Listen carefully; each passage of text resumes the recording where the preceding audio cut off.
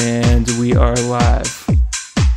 Hey there, guys. Welcome to Prisoners of Truth. I believe it's episode 29, maybe 30. 27. Well, welcome. Regardless, we're getting up there.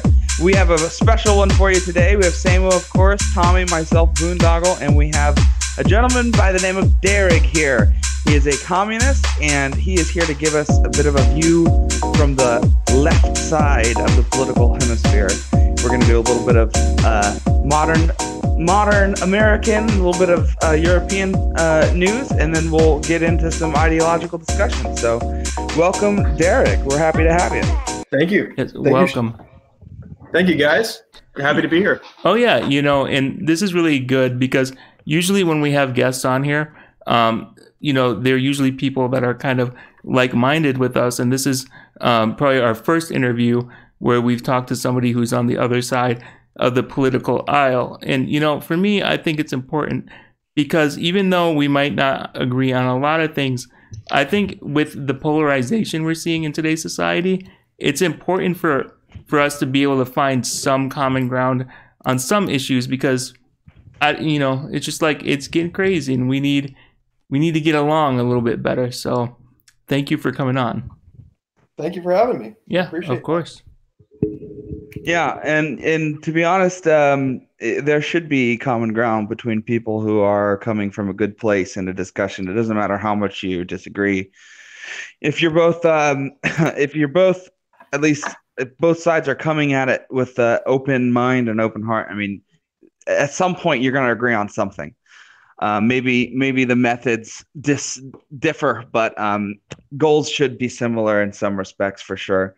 But anyway, so we have a couple of little news tidbits from the last week. I think, Tommy, you had mentioned about the Green New Deal falling flat on its face in the Senate, which anybody who read the bill would have probably been able to predict. The thing is, not a single one present. What a nonsense. It's a no vote. The end. It's a no vote that you pretend is not a no vote. And if you listen to their explanations as to why they voted present, it's such a bullshit. They complained about the Republicans wanting a vote, which is how this works. Okay, and therefore they said it's like it's just a show vote, and they won't vote on a legislation or whatever the Green New Deal is unless it's an honest vote, a real vote. And what the fuck are you talking about? It is a vote in the Senate. It is a thing that you decide in the Senate, and you pretend that it's not. You pretend that this decision that you're making right now doesn't have any effect. Like no person with a brain looks at these explanations and thinks, yeah, this is true. And just in case, a bunch of these a bunch of these Democratic senators who are running for president right now and who are in favor of the Green New Deal, if you are planning on voting on for one of these people, and you should immediately decide not to do that, because by not voting yes on the Green New Deal, they already proved to you that they don't give a shit about what they say. This is just show, nothing more. They don't actually want this stuff. They're already it's lying to you. It's totally true. It's what H.A. Goodman says all the time. I listen to him a good bit, and he points out very often that the neocon or corporate left is only really paying lip service to real, true progressive ideology, which I'm against, but it doesn't change the fact that the actual structure of the corporate party of the Democrats is not in any way interested in them, even though they talk about them constantly. And I will say, I think that the counter argument to that, as far as the Democratic side would say, is I think their point is that never went to committee. There was never any chance for it to be like altered or changed based on the other side's views, which my understanding is that it goes to committee for compromise. It goes to committee to be changed so that both sides agree on it more. So the very argument that it didn't get to go to committee and get watered down from the original progressive ideals, and that's why you're not going to vote on it, seems counterintuitive to me. Not only is it, like you said, Tommy, totally discrediting to all the people who are running for president who keep saying over and over again that they're for this Green New Deal, and then they're voting present instead of yes on it. Not only that, but the reasoning behind it is totally disingenuous. Like, if anything, if it went to committee, it would become a less potent progressive bill. If it went to committee, it would be watered down by the other side of the aisle. So it just makes no sense. And like you said, Tommy, you nailed it. Anybody with a brain who's looking at their arguments for why they didn't actually vote on those things is just an idiot, in my opinion. I wonder if they would have had to either vote yes or no. I wonder if they would have voted yes. I don't think so. I think they would have voted no as well. Well, they have to, because what's in the Green New Deal is absolute fantasy land. Yeah, that's true. However, it wouldn't have passed anyway. So it was clear that this is not going to get passed. So they could have voted yes and said, yeah, look, we are standing to what we say, and we are totally in favor of the Green New Deal, and it's the evil Republicans are the reason why we don't have it. But no, they were so fucking scared of the Green New Deal that they couldn't possibly vote yes, just by the off chance that it might get some attention. What was in this New Deal? What was in this? What was in the New Deal? The Green New Deal? I'm not familiar with it at all. So well, for starts, I was going to just say, for starts, they want to eliminate all use of fossil fuel, including nuclear energy, outlaw the consumption of beef, and want to get rid of planes.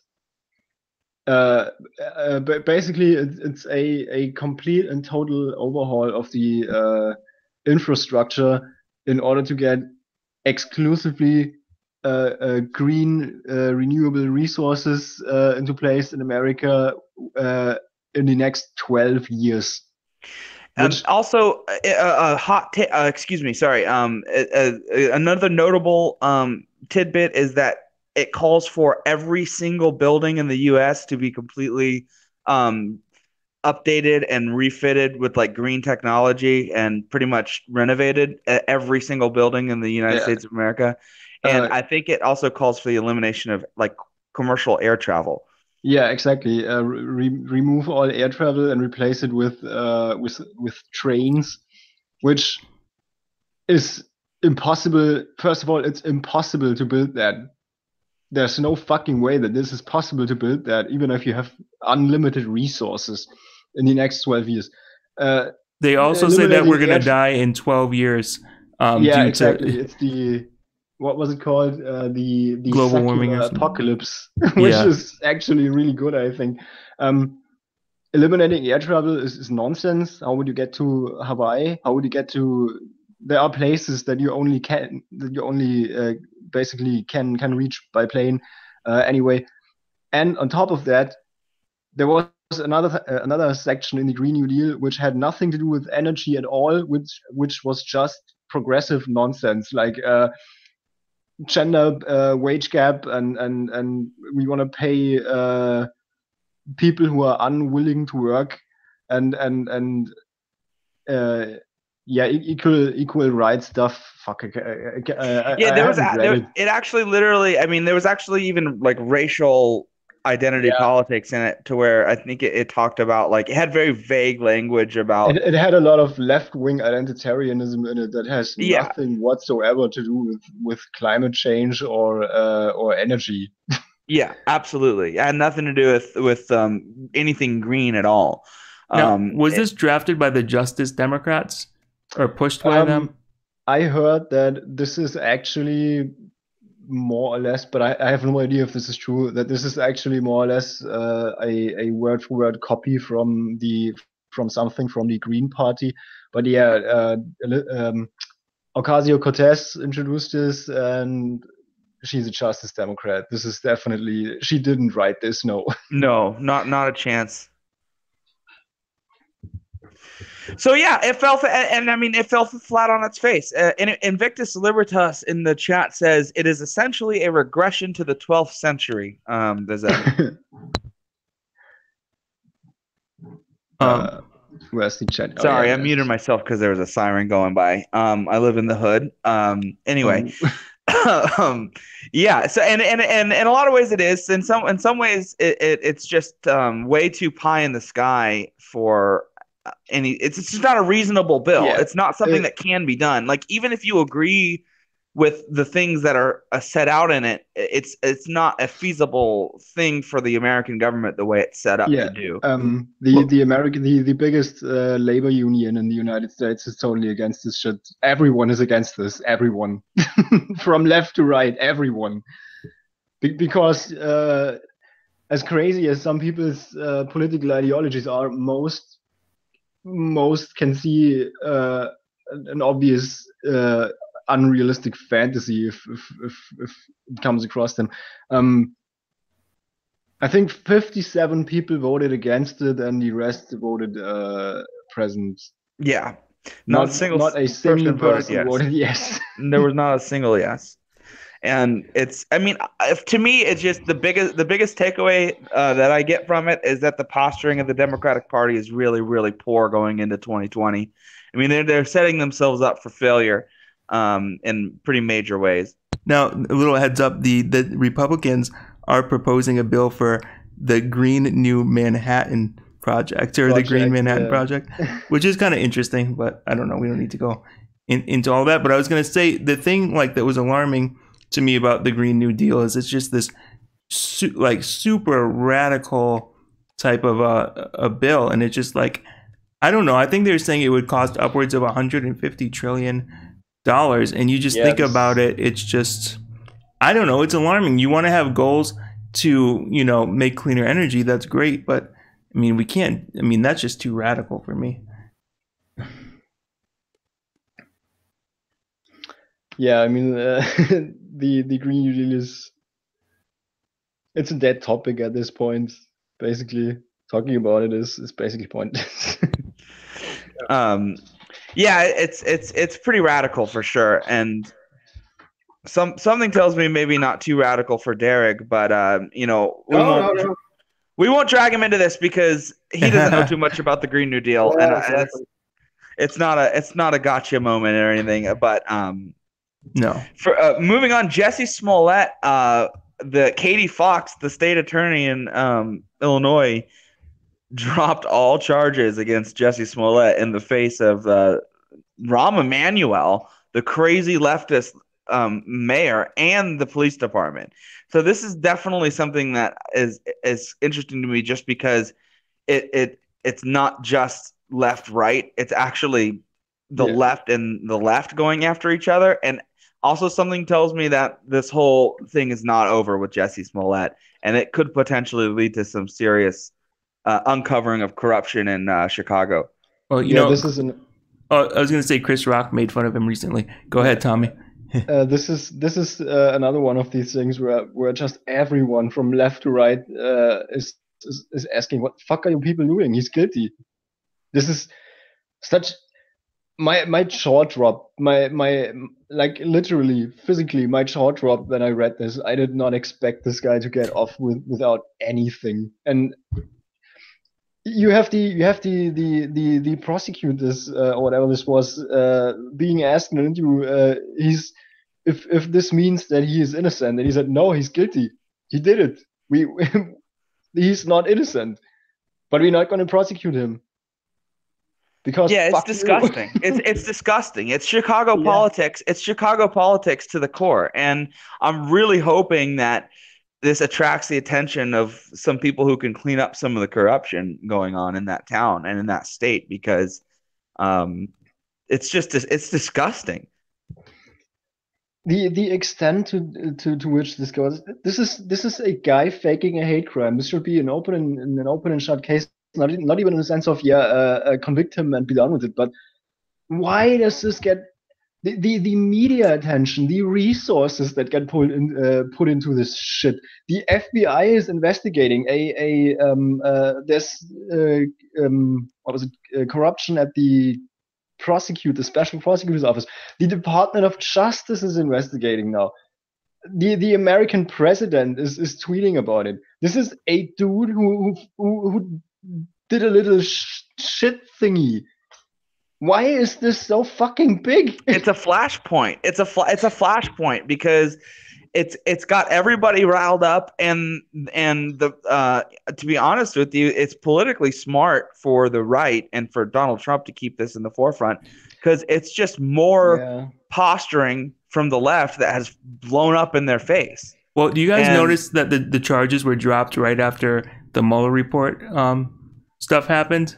I didn't notice that timing. You know, I mean, I noticed that it's similar, and maybe I'm wrong. Maybe I'm being a little, this is a little bit of a conspiracy theory, but I feel like personally, like when Trump has this major kind of, I guess, victory, I feel like the Democrats sort of try to bring something up to have their own little victory. I could be wrong, but that's just the kind of way I was thinking about it because, like, my jaw dropped when it happened, but then part of me is like, I'm not surprised, clown world, honk honk. But you know what I mean? It's just like I was shocked and then not surprised at the same time. Because nothing shocks me anymore. Yeah. Hillary Clinton's still walking around free. I mean, there's nothing really more shocking than that. Rules don't apply to Hillary Clinton.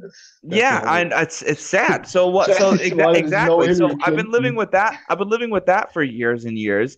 Now there's Jesse Smollett, who rules don't apply to him. It's like, okay, well, that's just white privilege.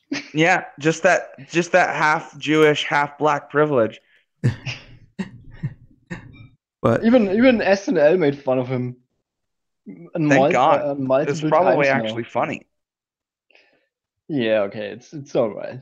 And so, like, but I do think it's like you said, it's sort of a flashpoint. But I kind of see some opportunity in it, and I think that there are going to be people in the Democratic Party that are starting to wake up. We've seen the walk away movement, but what I'd even like to see, so this is a little bit different than what you normally would hear from me, but I would even like to see sort of a movement within the Democrat Party where they're like, all right, let's like take this into our hands and really figure it out. If there's anybody who is reasonable in that party still, I really would want to call on them to try and figure it out and reformulate some of their policies so that we can have some balance. I mean, it's like the left side and the right side of a brain. Like you need both sides for there to be some balance. And I would like to see the Democrats kind of try and figure that out, I would like that too.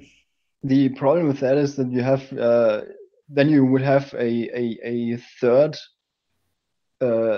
group or strain of the Democratic Party, which needs to go up against the neoliberals, the business Democrats, Joe Biden, etc., and the progressive, the Justice Democrat thinks how there's no possible way that you can start a third strain and like drown out the other two. It's impossible. This would fracture the party even more. I mean, okay. I was gonna say it's already split in half. Well, it might as well be that this would be what a bunch of Democrats are waiting for. Just someone who isn't corrupt or ultra left wing progressive saying maybe this would actually work. But no one's gonna do it. I don't think the Democratic Party is going to get their shit straight for 2020. And so hopefully it fully breaks them so that they can reform into something that is a little bit less shitty. But moving on, I wanted to read one little thing. Sorry to interrupt you. Oh, no, go ahead. A comment from Invictus Libertas.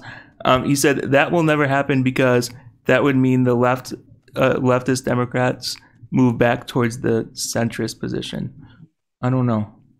I guess No, that's the whole point. Is I don't think that the Democrats are capable of doing that without apparently without taking more of a beating. They've been taking a beating for the last 3 years, and they refuse to change their policy, and they refuse to stop balancing the corporate and the progressives in the same party. I mean, essentially, I've said this before. It's two parties operating under one umbrella right now, and it's not going to function correctly until that gets sorted out. It's a little bit like the split that the Republicans had with the Tea Party, but it's a lot more intense because the opponent that they're facing is a lot better at politics than the Obama crews. In my personal opinion, that's not fact. That's just how I feel about it and how it seems to be shaking out to me. But yeah, I wanted to hear a little bit before we got into the whole communist versus free markets thing about Derek actually is a recent expat from America, and he moved to Europe, and I wanted to hear a little bit from him about his experience and some of the reasons why he left the States. Sure. Yeah. Well, that's exactly right. That's maybe the key reason why I don't really know about the Green Deal is because I don't really invest a lot of my time anymore into U.S. politics now that I've left. As far as like keeping up with the news and stuff, and I mean, it's not super recent. Actually, I'm almost coming up on my first year now living outside of the U.S. So yeah, I don't want to say that the U.S. is foreign to me because obviously I spent my whole life there. But any expat, I think, will tell you that the longer you do stay out way, the more foreign another place will be. And it's like I said, it's not that it's really foreign yet, but at the same time, I don't really keep up with a lot of the internal affairs of the U.S. anymore because it's just not on my personal life, anymore. So, but yeah, as far as being an expat, back in the U.S., I would consider myself working class. We worked and we saved for a few years to save up money. I'm a dual citizen. I'm also an Irish citizen as well as a U.S. citizen. So the move was very easy. And legally speaking, so it was just really a matter of saving up the money and then coming on over. Obviously, for my dual citizenship, would indicate that I have family here, and I do have some family here. So it wasn't like the most foreign place I could have moved. I chose it because it's the least foreign country I could move to, and I wanted to leave the U.S. For a few key reasons. First off, I'd say the healthcare in the U.S. I found to be very bad. I found it to be very expensive and very ineffective at times. Then I'd also say, as far as workers' rights go, the workers' rights in the U.S. weren't really doing it for me. For instance, there's no paid vacation guaranteed to U.S. workers. It's one of the only countries in the world that does that. I think the only other country is Papua New Guinea that guarantees no days at all to workers. So I think it's about a third of Americans never see a paid vacation day in their life. And so it's not that I couldn't have found a job. Maybe if I really tried to work at a very specific company.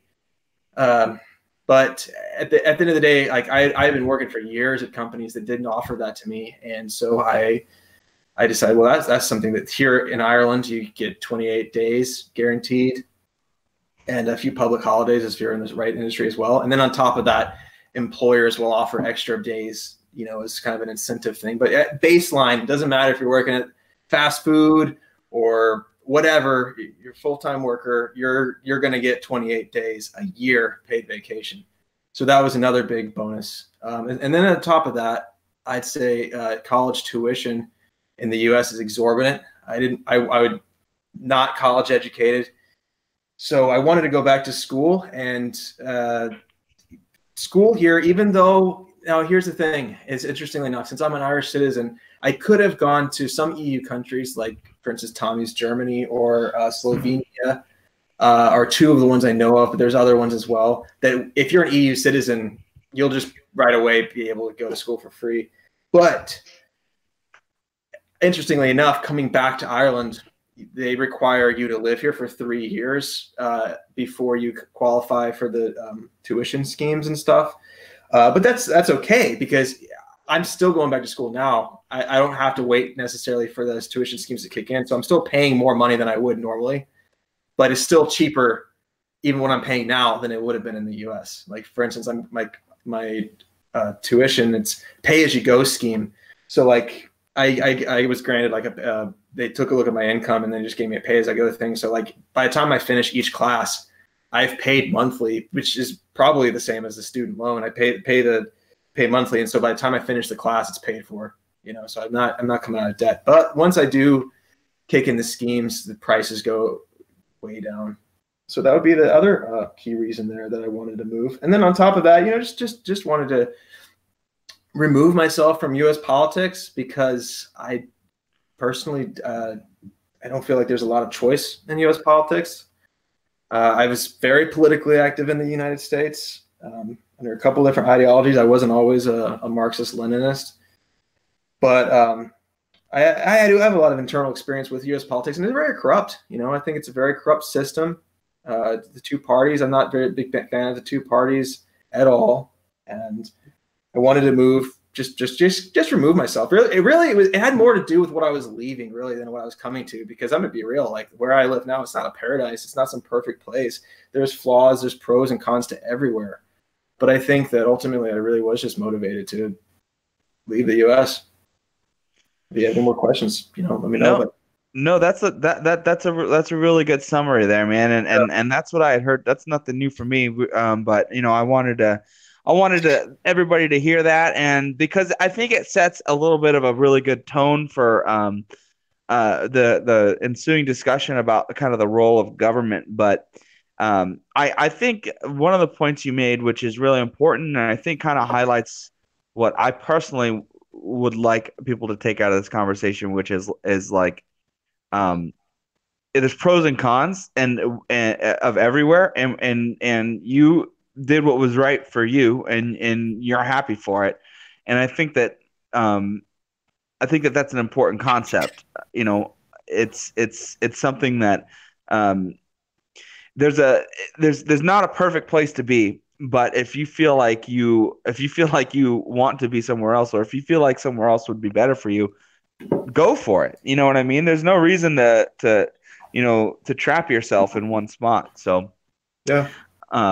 What would you say? And I'll ask this of everybody here, and I'll ask everybody to give like a short little spew. But we'll start with you, Derek, and then we'll go on to Tommy, Samuel, and then I'll say something. But what would you say, Derek, is the role that government ultimately should play in people's lives? People should be the government.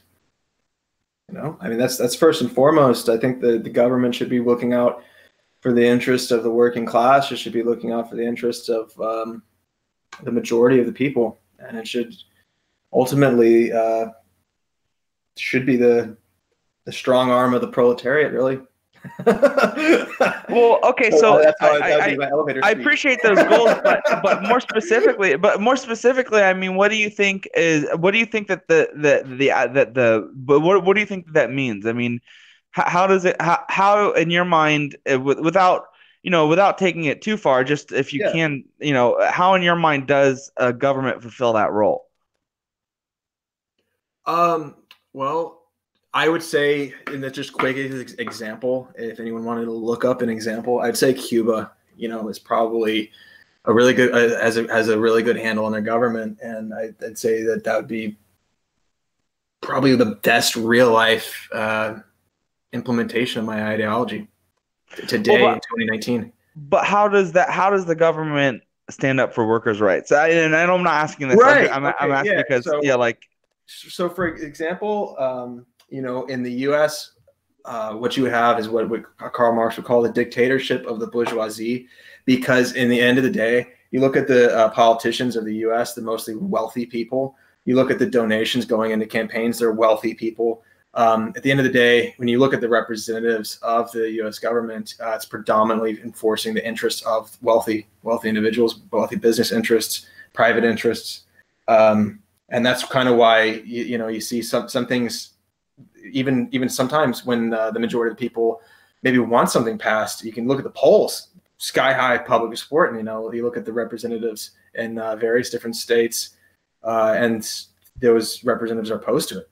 You ask yourself, well, how is that possible? Well, I don't know. The thing is at the end of the day, when you calculate the end sum of a system, and you look at who's benefiting from that system, in the U.S. it'd be the bourgeoisie, and they have a lot of intricate kind of control points where they're able to control the system, and that's kind of where the dictatorship. It's kind of a play on words, right? It's not a dictatorship like you guys were taught at school. But at the end of the day, at the end of the result is who is the enforcing class, and in the U.S. it'd be the bourgeoisie. So for me to get back to what I believe is the dictatorship of the proletariat, which would be the inverse of that, which is where workers, peoples, and communities come together in their local councils. They nominate candidates, they elect candidates, and those candidates go on to serve those people in nominating and electing people in a national assembly. And that National Assembly is also made up of, workers' organizations and trade unions, and organizations for students and farmers and stuff like that. And really, at the end of the day, they're working for the interests of the people who are putting in the labor every day, the working class. And I would say that's the role of government. I guess, guys, that's the best way I can answer it. No, I think that you definitely gave a good summary there. And Tommy, how about you? What do you think the role of government is, or should be? The role of government is to ensure that the rights of the individual is not infringed. Basically, I personally, you guys know this, I'm a pro universal basic income libertarian, basically, which means I want my business and my government to be separated completely. Not completely as in laissez-faire capitalism, but completely as in beyond things that basically violate the non-aggression principle. There's not really much that I want the government to regulate, because at the end of the day, a business is private property, and private property is, I can do whatever the fuck I want with my private property. This includes hiring people that I want to hire, and serving people that I want to serve, and no one else. Pro UBI, because a universal basic income would indirectly regulate a lot of these things, for example, workers' protection, etc. Because if your boss treats you like shit, you can just quit. A universal basic income forces your boss, your company, to pay reasonable salaries to ensure that you, it creates a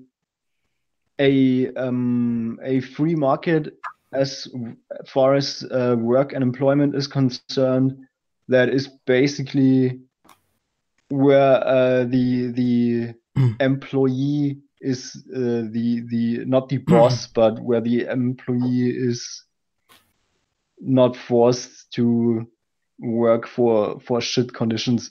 It would also help startups and small businesses, because you are not as an employee of a small business or a startup, you are not, your life isn't over if your boss can't pay you for a few months. And these are basically the two roles that I see for the government. I don't see a universal basic income as a role for the government. This is just how I personally think it is a benefit. Border protection, of course. Judicial system. I don't want a for-profit judicial system. I also don't want a for-profit police force. I don't think that this is a good idea, because at this point it's basically a gang, a gang for people who can afford it, nothing more. Yeah, and that's basically it. Thank you. Yeah, I think that was concise, and I agree with you on a lot of points there. And I think as far as reasons for universal basic income, of anybody I've ever heard argue for universal basic income, you have the best arguments for it, for sure. Because my arguments are right wing. Oh, I have capitalist arguments for basic income. Well, yeah, but I mean, kind of my view is I think we should have limited, power to the government. I'm pro-liberty. I don't get all like academic about it, but I think that liberty is important. I think that we should have a government where our politicians are afraid of the citizen and not us afraid of them. Exactly, and so and so I see it that way. And then another thing that I think, though, as we move into the future, I think, like me, I'm a capitalist, but I do think that there is room in an argument for a critique of capitalism. I mean, I think we should be critiquing capitalism, and socialism, and really, looking forward, moving into the future in a forward-thinking way. I am somebody who is a Trump supporter, but when it comes to Republicans, I cannot stand those who are, they think capitalism is perfectly fine the way it is, and it should be left the way it is. I don't really see it that way because, we are in the midst of the fourth industrial revolution, and, we do have things like automation and all that coming into the future. So I think we really need to be in a place where we are in the driver's seat and taking control of this, instead of looking at automation and this industrial revolution as if it's this animal of its own that's basically calling the shots. I think as humans, we should be taking the reins on this and really talking about where we're going. So that's kind of where I am. I'm going all over the place there. Yeah, no, I automation is definitely going to be a big focal point of any conversation that you have with any sort of collective-minded person or communist, because I mean, it is a very real issue, and it's easy for me to see why some of the left-wing ideas regarding the fixes to that can be attractive. But for me personally, the role of government on a federal level should be incredibly restricted. I think that police, firefighting, ambulance, and which in large part already is very local and state-driven. Sorry, more ambulances going by my house. Oh, good.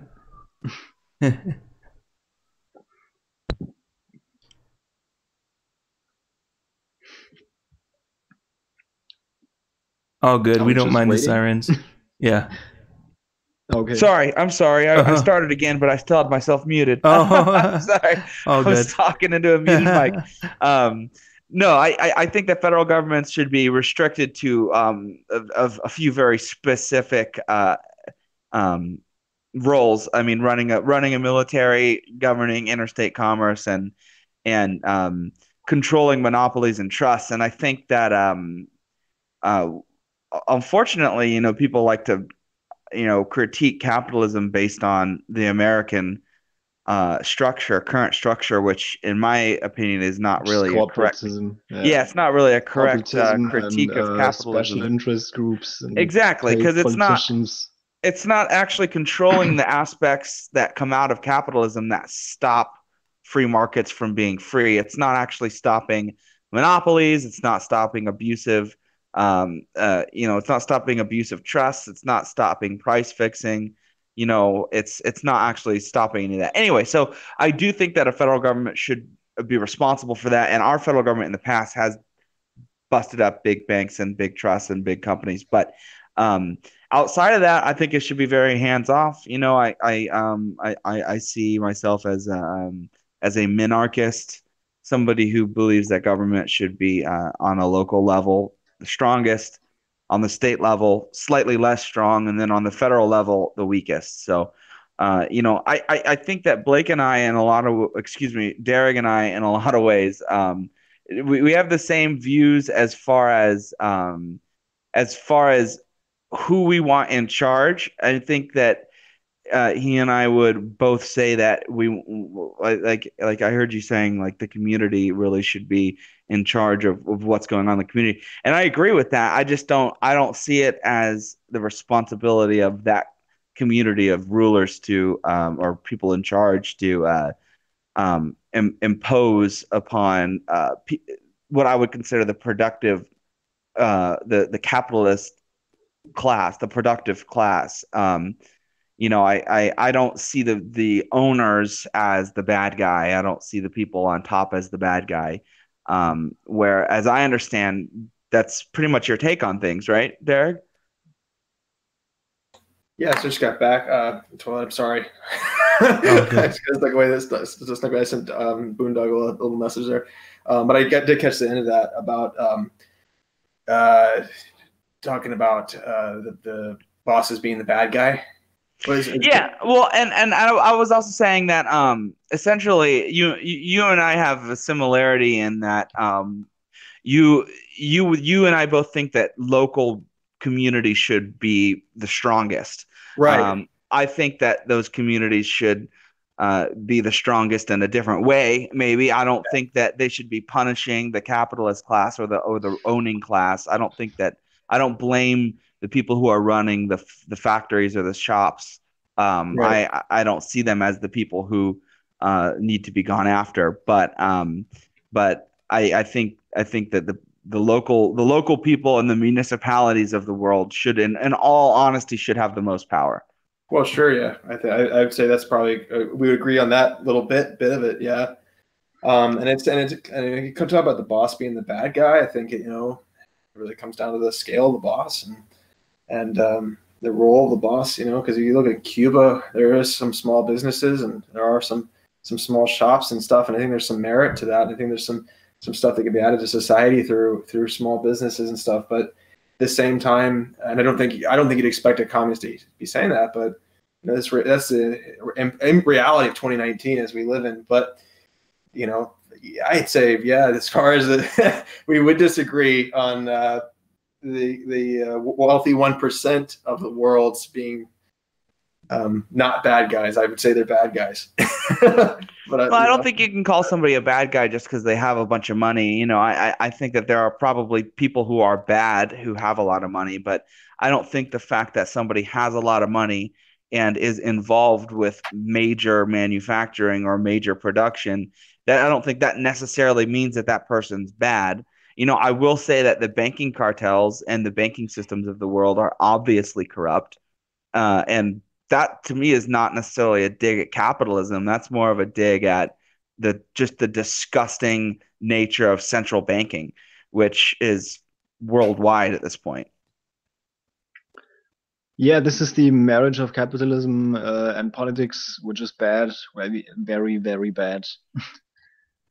Yeah, you create cartels for currency. Yeah, by the way, because it fits a little bit to the local over federal thing, there is the thing. I'm gonna put it on screen share. Okay. Hang on.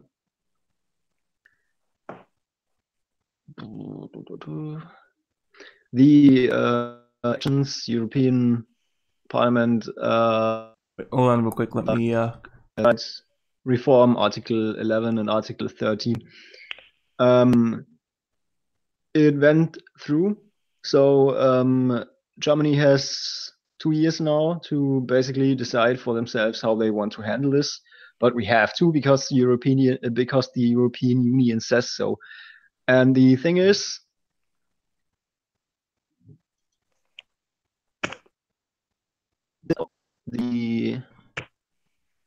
does it work? Yeah, this is how the countries voted.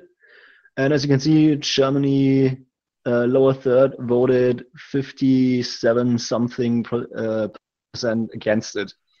So the even yeah, about at least half of 2/3 of those who voted in favor are Angela Merkel's party, and was almost exclusively Angela Merkel's party that voted in favor. But yeah, overall, the members of the German members of the European Parliament voted against it. So Germany doesn't want it, even though Germany is corrupt as fuck. But the votes of Angela Merkel are not enough, and Where is the Bavarian one? Because I live in Bavaria, German state, and Bavaria has 13 members. And of these 13, fuck, I can't find it. I made a picture and all. It was 6-7 against it. So even Bavaria itself voted against it, barely. And again, everyone in Angela Merkel's party, which is technically not Angela Merkel's party, it is a sister party of the one Angela Merkel is in that exclusively is in Bavaria, but it's the same party basically.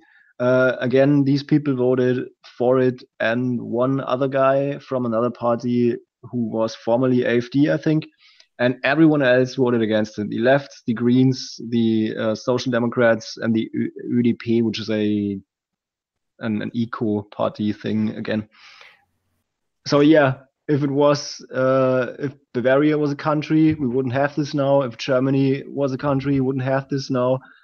But it is a big fucking huge government, and 28 countries or so, 27 countries decided now that, or half of these countries decided now that the other countries have to have this now. Well, that brings me to an interesting question, actually, for you, Derek. There it is.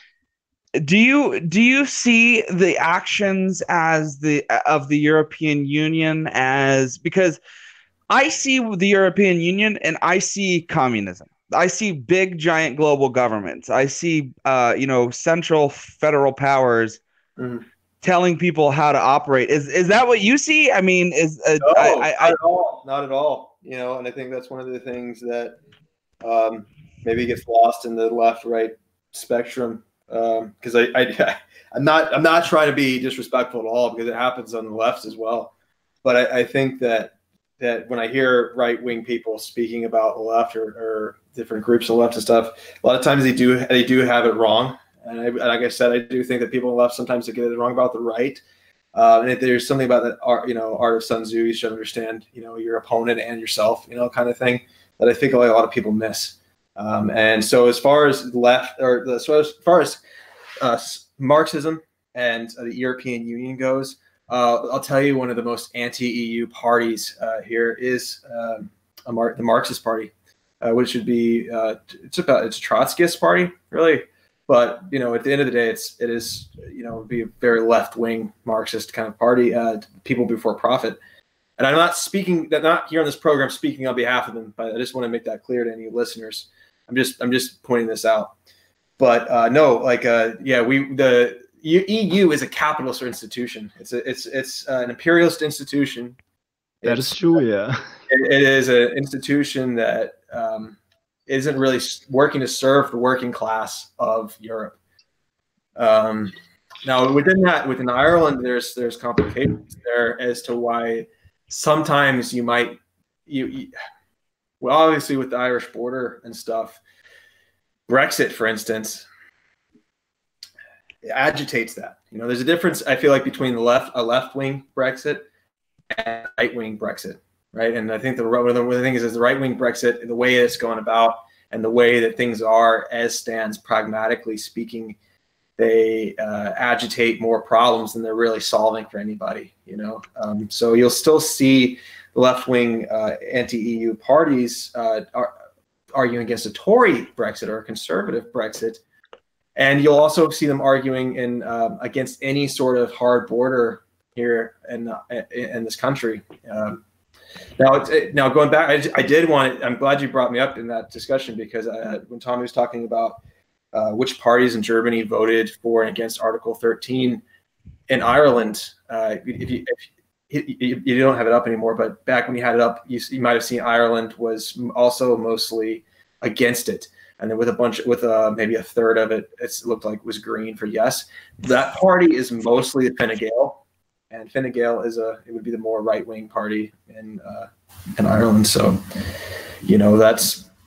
that kind of can show you right there that at least in Ireland, maybe the more right wing people are the ones that were about it, all about the Article 13.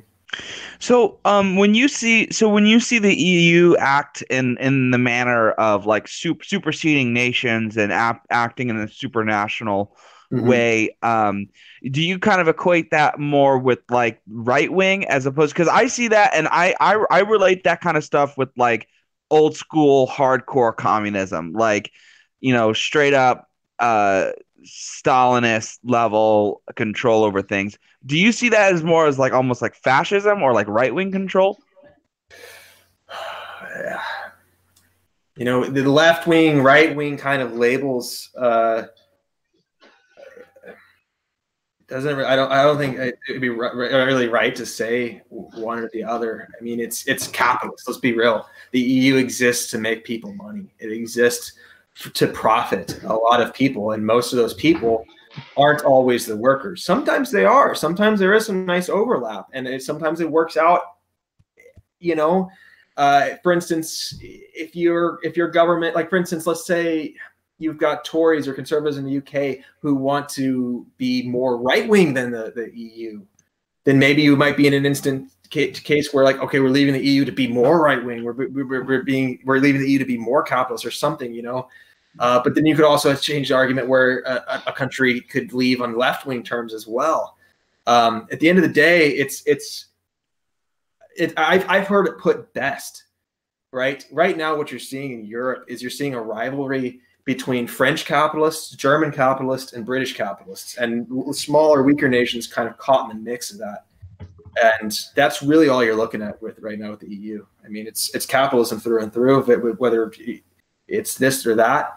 For instance, when the EU came out against President Maduro in Venezuela and stuff like this, where while simultaneously there's countries inside of the EU that didn't recognize Juan Guaido right away. You know, there's instances like that where the imperialist nature of the EU comes out, and we as communists and Marxists would obviously oppose that. So, well, but I don't see the reconciliation between opposing what you see as like imperialism. Like I almost equate that same thing that you're pointing out and saying and labeling as imperial. I see that as the same energy and the same power that's going to be brought to bear by communist ideology. I mean, you may say, oh, it's imperialist to, you know, involve yourselves in others' affairs, but I mean, ultimately, isn't that what communism's all about? No, I wouldn't say. I mean, it's about involving yourself in other people's affairs. I'd say it's about taking charge of your own.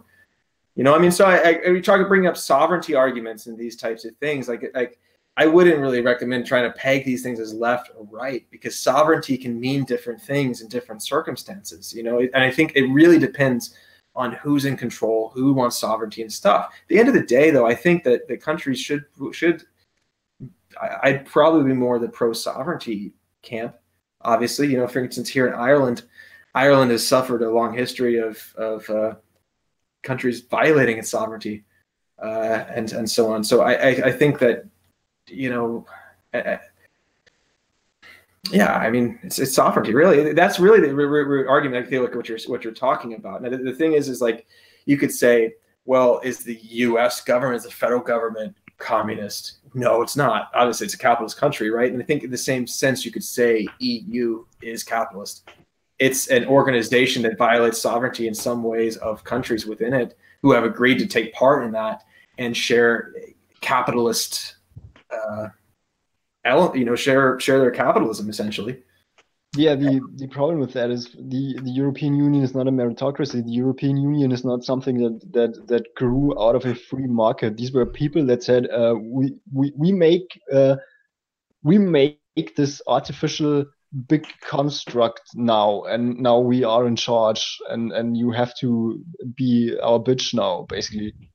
I absolutely agree with the imperialist angle, because for me personally, the European Union is a mix of basically Nazi Germany and the USSR, like the worst possible shit combined.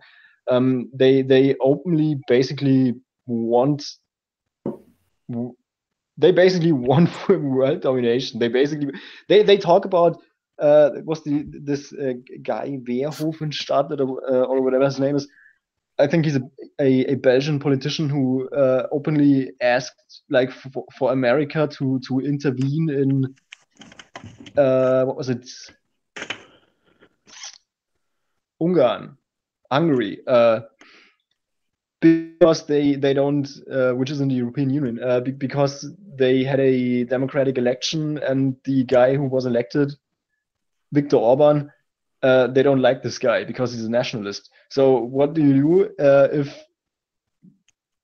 it is a little bit comparable with America? The countries in the European Union are the states in America, and the European Union Parliament, European Union is the federal government, basically. It has less power than the federal government. It doesn't have a president in the sense, and you still have countries. The countries have more autonomy, but it's basically what they want to happen. So this is basically like if a state in America or a politician from a state in America says he's not he doesn't like how he doesn't like the governor that was elected in another state, and now you basically have to overthrow this governor. This is not a democracy. This is just pure megalomania. And another thing is that they openly oh yeah, and all the same at the same time the same guy called it the European Union needs to be is going to be the empire of peace. They want to be a superpower. I don't want to be a superpower. I want no fucking part of this. I want to be left alone, and I don't want to bother anyone else. They also openly basically talk about how they more or less need to recolonize Africa. They want a African European Union with free movement all over Africa and Europe. It's Styx talked about this quite a bit. It is basically a new form of colonialism and imperialism. Yeah, it is give us power over you, over your land, over your country. Yeah. So almost what I see arising out of this conversation is almost like there's 4 sectors or 4 quadrants. You've got nationalism, or which is, not in the sense that Americans throw it around or even Europeans, but people who are pro-national sovereignty. You've got people who are pro-globalism or supranational sovereignty for whatever reason. And then you've got Blake's quadrant, Derek's quadrant, which, correct me if I'm wrong, is essentially government or worker owned and operated markets. Is that inaccurate? Well, no, I mean, workers owning the means of production. Sure. There you go. That's all I'm trying to say. And then in the bottom right quadrant, you've got just free markets and actually having like capitalism to some unregulated degree, because it seems like those 4 things are separate and can intermix in any kind of way. Because in a lot of ways, what I hear you saying from the left, Derek, is that essentially you are pro sovereignty of a nation, but you want in your nation, which would be Ireland, I would guess, for there to be what, for whatever it means to you, because honestly, I don't even see how it would play out in any kind of way that would make sense to my brain, but it would be proletariat operated industry, or like you just said, workers owning the means of production. Mm-hmm. But you wouldn't mind if, say, Britain and France were laissez-faire capitalists. At the end of the day, I think leftists will show solidarity with our comrades anywhere in the world. But at the end of the day, it comes down to those comrades in that part of the world, does it not? To first off, gather support and really take charge of their destiny and do their things in their own country. As far as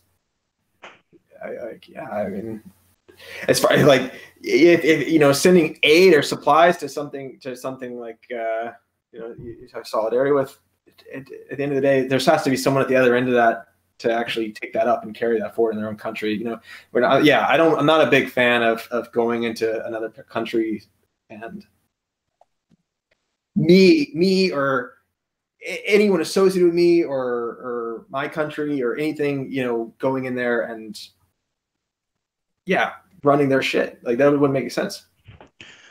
Well, I mean, there's definitely that common ground. There's definitely that common ground we talked about in the beginning, because I think everybody in this chat would agree with the concept of a nation determining its own future, its own destiny. I think maybe it takes different forms, especially between, capitalism and communism. To me personally, I don't think that a country can live out its true potential or destiny under a system of communism, because I just don't contextualize it the way you do in your head. I mean, I get that you think it'll work, but the only thing I see is just hellish government control.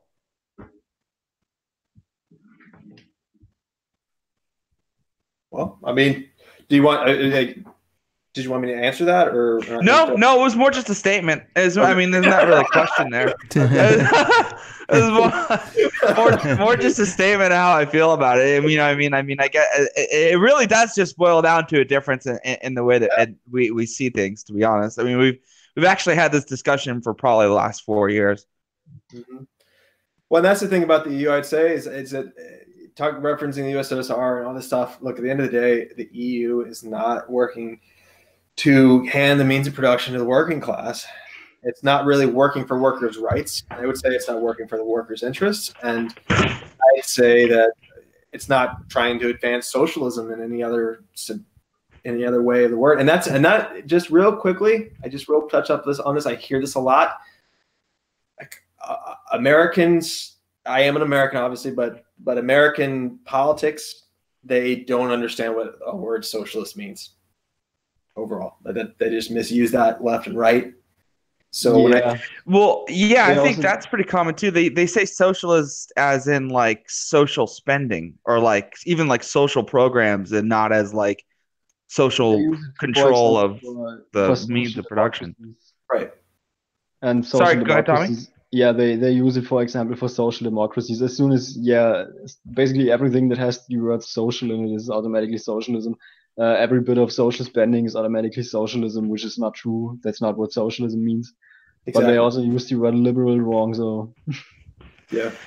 Yeah, no, it's true. I think I made a video 1.5 years ago, which I think I've mentioned in these streams a couple times, where basically it's like, I asked the question, are like modern political terms useful anymore? I don't really think that they are, ultimately, because they're all so misused, and they can mean many different things to many different people. And to be honest, if you really want to know about somebody's political views, you have to ask them about each specific view. You can't really group them by terms anymore. The language is broken down. Yeah, left and right definitely doesn't mean anything. Socialist doesn't mean much either. I mean, I feel like we're at a point where we need to not completely drop them, but I feel like we need to stop revisiting these archaic forms of government or these ideologies, because when I think about communism, it just makes me think of the past. When I think about, and like, with that being said, like I was saying that we could critique capitalism as well, but I just feel like, I don't know, I'm getting tired of the same old things, and I just feel like we need to like step forward and have an updated conversation about all this. I don't know if this really relates to anything we're talking about, but I was just kind of thinking about the whole thing, because I just feel like we get hung up on these ideologies, and it kind of obstructs us from having a conversation where both sides can really look into the future and see, how could we maybe even create something new or different.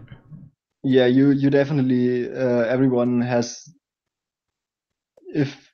a specific picture in mind when you hear, this is communists. You already, your brain already puts things together that aren't necessarily true. You have a bias towards all these words and names, and this definitely hinders conversation to a point because of all the baggage that all these terms have.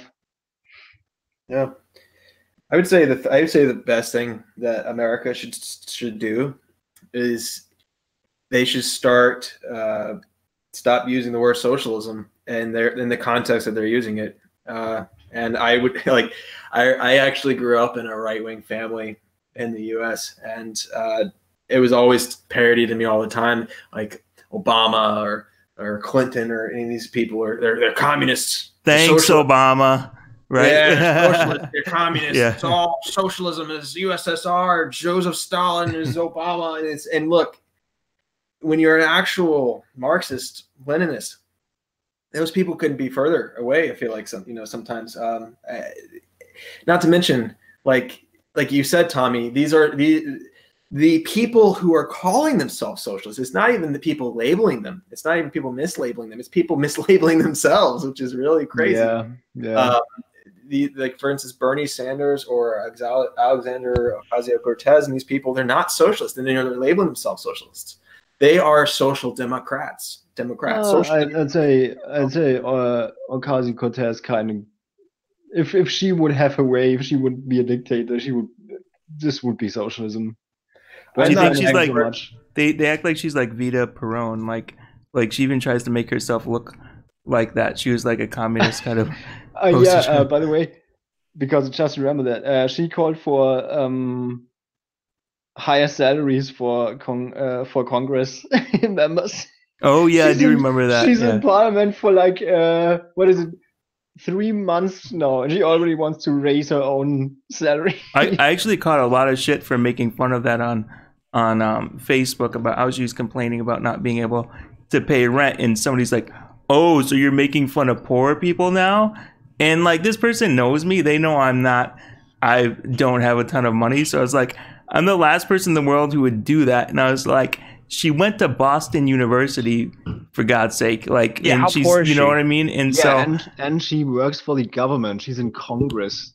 And so, and I just don't like, it's just annoying because I feel like because of identity politics or intersectionality, somebody just was like, oh, well, you're just making fun of this poor Hispanic like young woman. And it's like, well, one, no. And like, two, you can't really do that against me because if you want to play the intersectionality game, I got the black card and the disabled card. So, you can stop that right now. That's a trump card right there. But, you just win. It's just comical. And I just feel like, it's just another example of like this obsession with identity. I feel like is setting us back to the 1950s. It's interesting because I think Derek probably actually has a similar opinion on social justice warriors and like kind of just phony corporate Democrats as maybe we do. Maybe not exactly the same, but at the very least, I mean, I know for a fact that before you left the States, I mean, you didn't think that the Democrats were doing anybody any favors. You weren't under that delusion. Oh, I mean, I couldn't distance myself enough away from the Democratic Party. I mean, it's obviously a very capitalist party. I think when it comes to identity politics, there's two spectrums, right? There's comrades out there who would look and say, maybe they're getting their finger close to the trigger and saying, oh, he could be a brocialist. No, I'm not a brocialist. A brocialist is basically someone who just totally rejects any sort of, I guess you could use the word identity politics, particular groups or ethnic groups that are disadvantaged or, have struggles and stuff. No, I'm not I'm not a brocialist, but at the same time, there's also a bourgeoisie kind of liberal, and I'm using that liberal more in the sense of my terminology term, where their idea of equality is just more like a more equal class of billionaires. And I guess that kind of makes sense. And that's not really what I would say we're focused on. We want people to be equal, and we want to make sure that we're looking out for our comrades of all races and comrades of genders and orientations and backgrounds, ethnic backgrounds. Every country has these different breakdowns of backgrounds and stuff. But we want to look out for everybody, all working class people. But at the same time, we also recognize, okay, well, if our female comrades or if our comrades of another ethnic group or something are disenfranchised, well, that we do not have liberation until we all have liberation. We have to look out for everybody. And yeah. Sorry. Go ahead. Okay. According to Wikipedia, just a side note, according to Wikipedia, a representative in the United States House of Representatives earns $174,000 a year, which means if the salary hasn't changed in the last 5 years, Ocasio-Cortez earned in the last 3 months $43,500. She is not fucking poor. That's probably a lot of money. Yeah, that's a lot of money. I have no idea where to look for that, but I wouldn't be surprised if this is top 10, maybe 5% of the population. I don't know. A lot of people make over $100,000, but it's like it's more modest than you think. But at the same time, it's a lot of money. I mean, $40,000, $50,000 is probably as much money as I'll make this whole year. She made it in 2 months. 3 months. 3 months. Sorry. Yeah. Well, and she wants a pay raise. And who pays for it? You are. Yeah. Well, I've never heard this term brocialist before, and it really intrigues me. What the hell? Like, can you expound on that a little bit? I would say that a brocialist, these are kind of like leftist terms, and I'd say that if you were calling someone a brocialist, what you're basically calling them, you're calling them a misogynist, potentially a racist, socialist. It's kind of like kind of like someone who might be. So you're describing male feminists. I know what I'm describing is, you can look it up. Someone with more CPU power than me, look it up. I mean, it's a term, basically. You're misogynist or racist with socialist economic values. And like I said, I would obviously very distance myself away from that, because I'm not a misogynist or a racist, and but so I mean, at the same time, I do recognize that there is a difference between what the bourgeoisie capitalist class would like to co-opt of identity politics, I guess, if you want to use that word, versus like actual equality. Yeah. Well, because that's an important distinction, because I bring up male feminists and third wave feminists because they're almost like a perfect example of this, where it's like, I think Derek is saying is like, equality is what you're going for. And I think a lot of people, that's what they're saying, most people. But the third wave feminists have taken it to the opposite end, and they don't want to. They literally want to enforce a different kind of inequality, and I think that goes for a lot of the SJW left.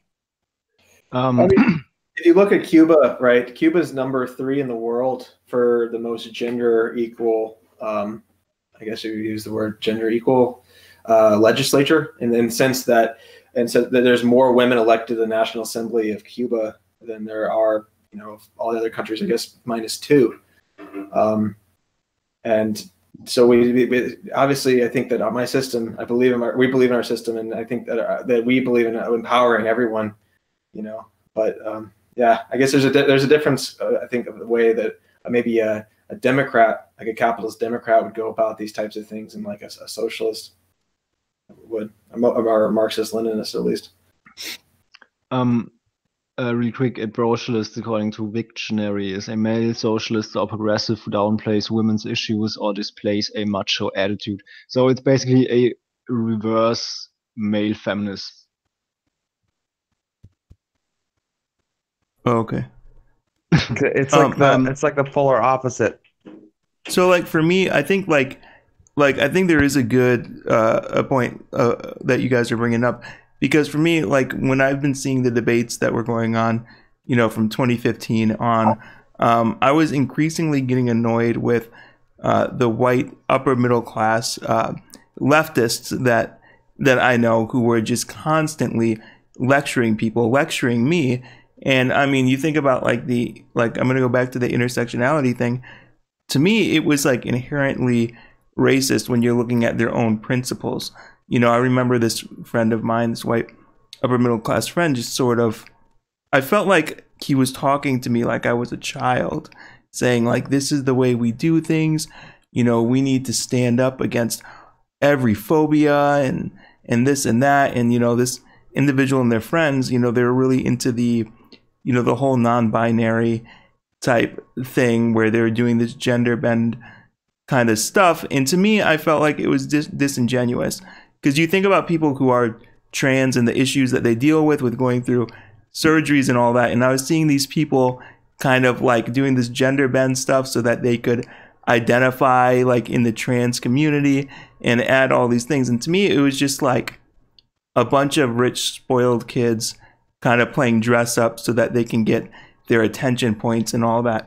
And so this is the thing that really was starting to disgust me and drive me away, because I had a number of people threaten to cut off their friendships with me just because I didn't agree with every little thing they were into. And so I think that was the thing that was really dangerous. I think that we should continue to scrutinize people in that camp, because I just don't feel like they are as genuine as they purport to be.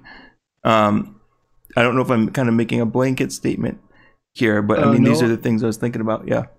Tim Poole talked about this. There are studies and like statistics out there that show that the average like progressive lefty in America is a white millennial in his 20s with an above average household income, and basically these are he called them white supremacists with a bad conscience. Yeah, guilty conscience. With a guilty conscience, exactly.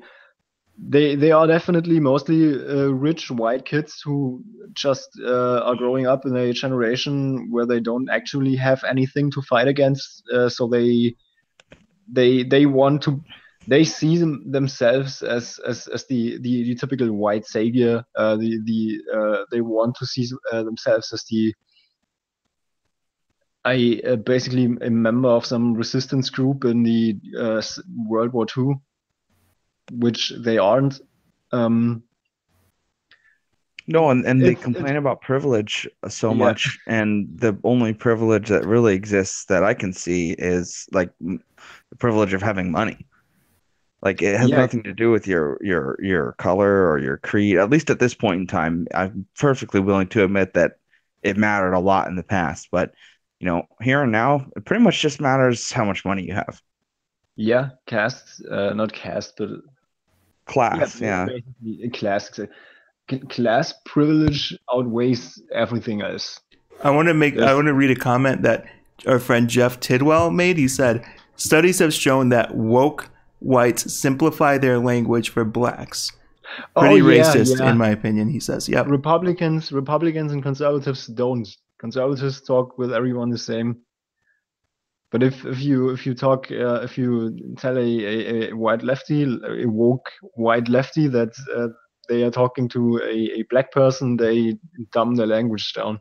Again, white supremacy with what was it?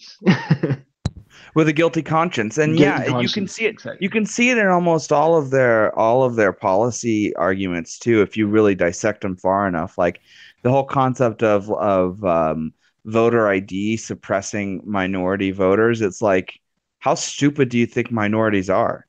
Like, what do you have to have an ID to do almost everything in America, to have a job, to get alcohol, to drive a car, to get into certain government buildings. Like, like, what do they think? Literally, by saying that it's racist to ask somebody to get an ID to vote, you're literally saying that if you're not white, you are too dumb. You're retarded, basically. To get an ID. It's like, how fucking racist are you? I think there's it was some time ago, and I think it was Fox News, but I'm not entirely sure, where a reporter walked around in I think predominantly black neighborhood somewhere in America, and he talked to black pedestrians on the street about what are ID laws and what they think about them, and yeah, most of them, yeah, of course I have an ID. Why wouldn't I have an ID? I think that was Jesse Waters. Yeah, he did like a man on the street thing where he asked like just black people on the street like if they have an ID and if all the people that they know have an ID. A couple of reactions were pretty funny. Like they were like, "Of course I got an ID. Who don't have an ID?" It's like, he asked him, for example, because this is apparently an argument that the white lefties bring, is that these black people don't even know how where to get an ID, and he asked them on the street, where would you get an ID, or what kind of ID would you get, and they like pointed in the direction where some like the DMV. He's like, yeah, the DMV's right there. It's like, yeah, that's like that's where I got it.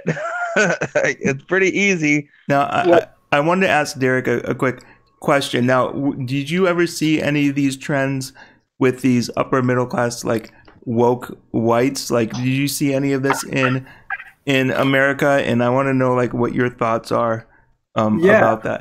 Yeah, I did. But real quick, I do just want to jump in there and just address kind of. Oh yeah, sorry. I wouldn't go necessarily as far as some of those comments, because I do think that there are absolutely racial issues in the United States today in 2019. I do think that happens. I've actually experienced it firsthand in my life on different occasions. Now, I think that the difference between my Marxists and them obviously is typically how you go about it and who are you looking out for. As far as, for instance, like I remember I have nothing to do with this group at all. I'm just a guy sitting and watching YouTube on the U.S. But I saw recently there was a group of black activists that have formed their own kind of like Second Amendment militia groups, where they're patrolling their neighborhoods. It's just kind of like a defense neighborhood watch type of thing. Exactly. And obviously that's in some response to all the unarmed black men, and it's not, of course, it's not all unarmed black men. There's actually been several white victims and Latino victims of police brutality.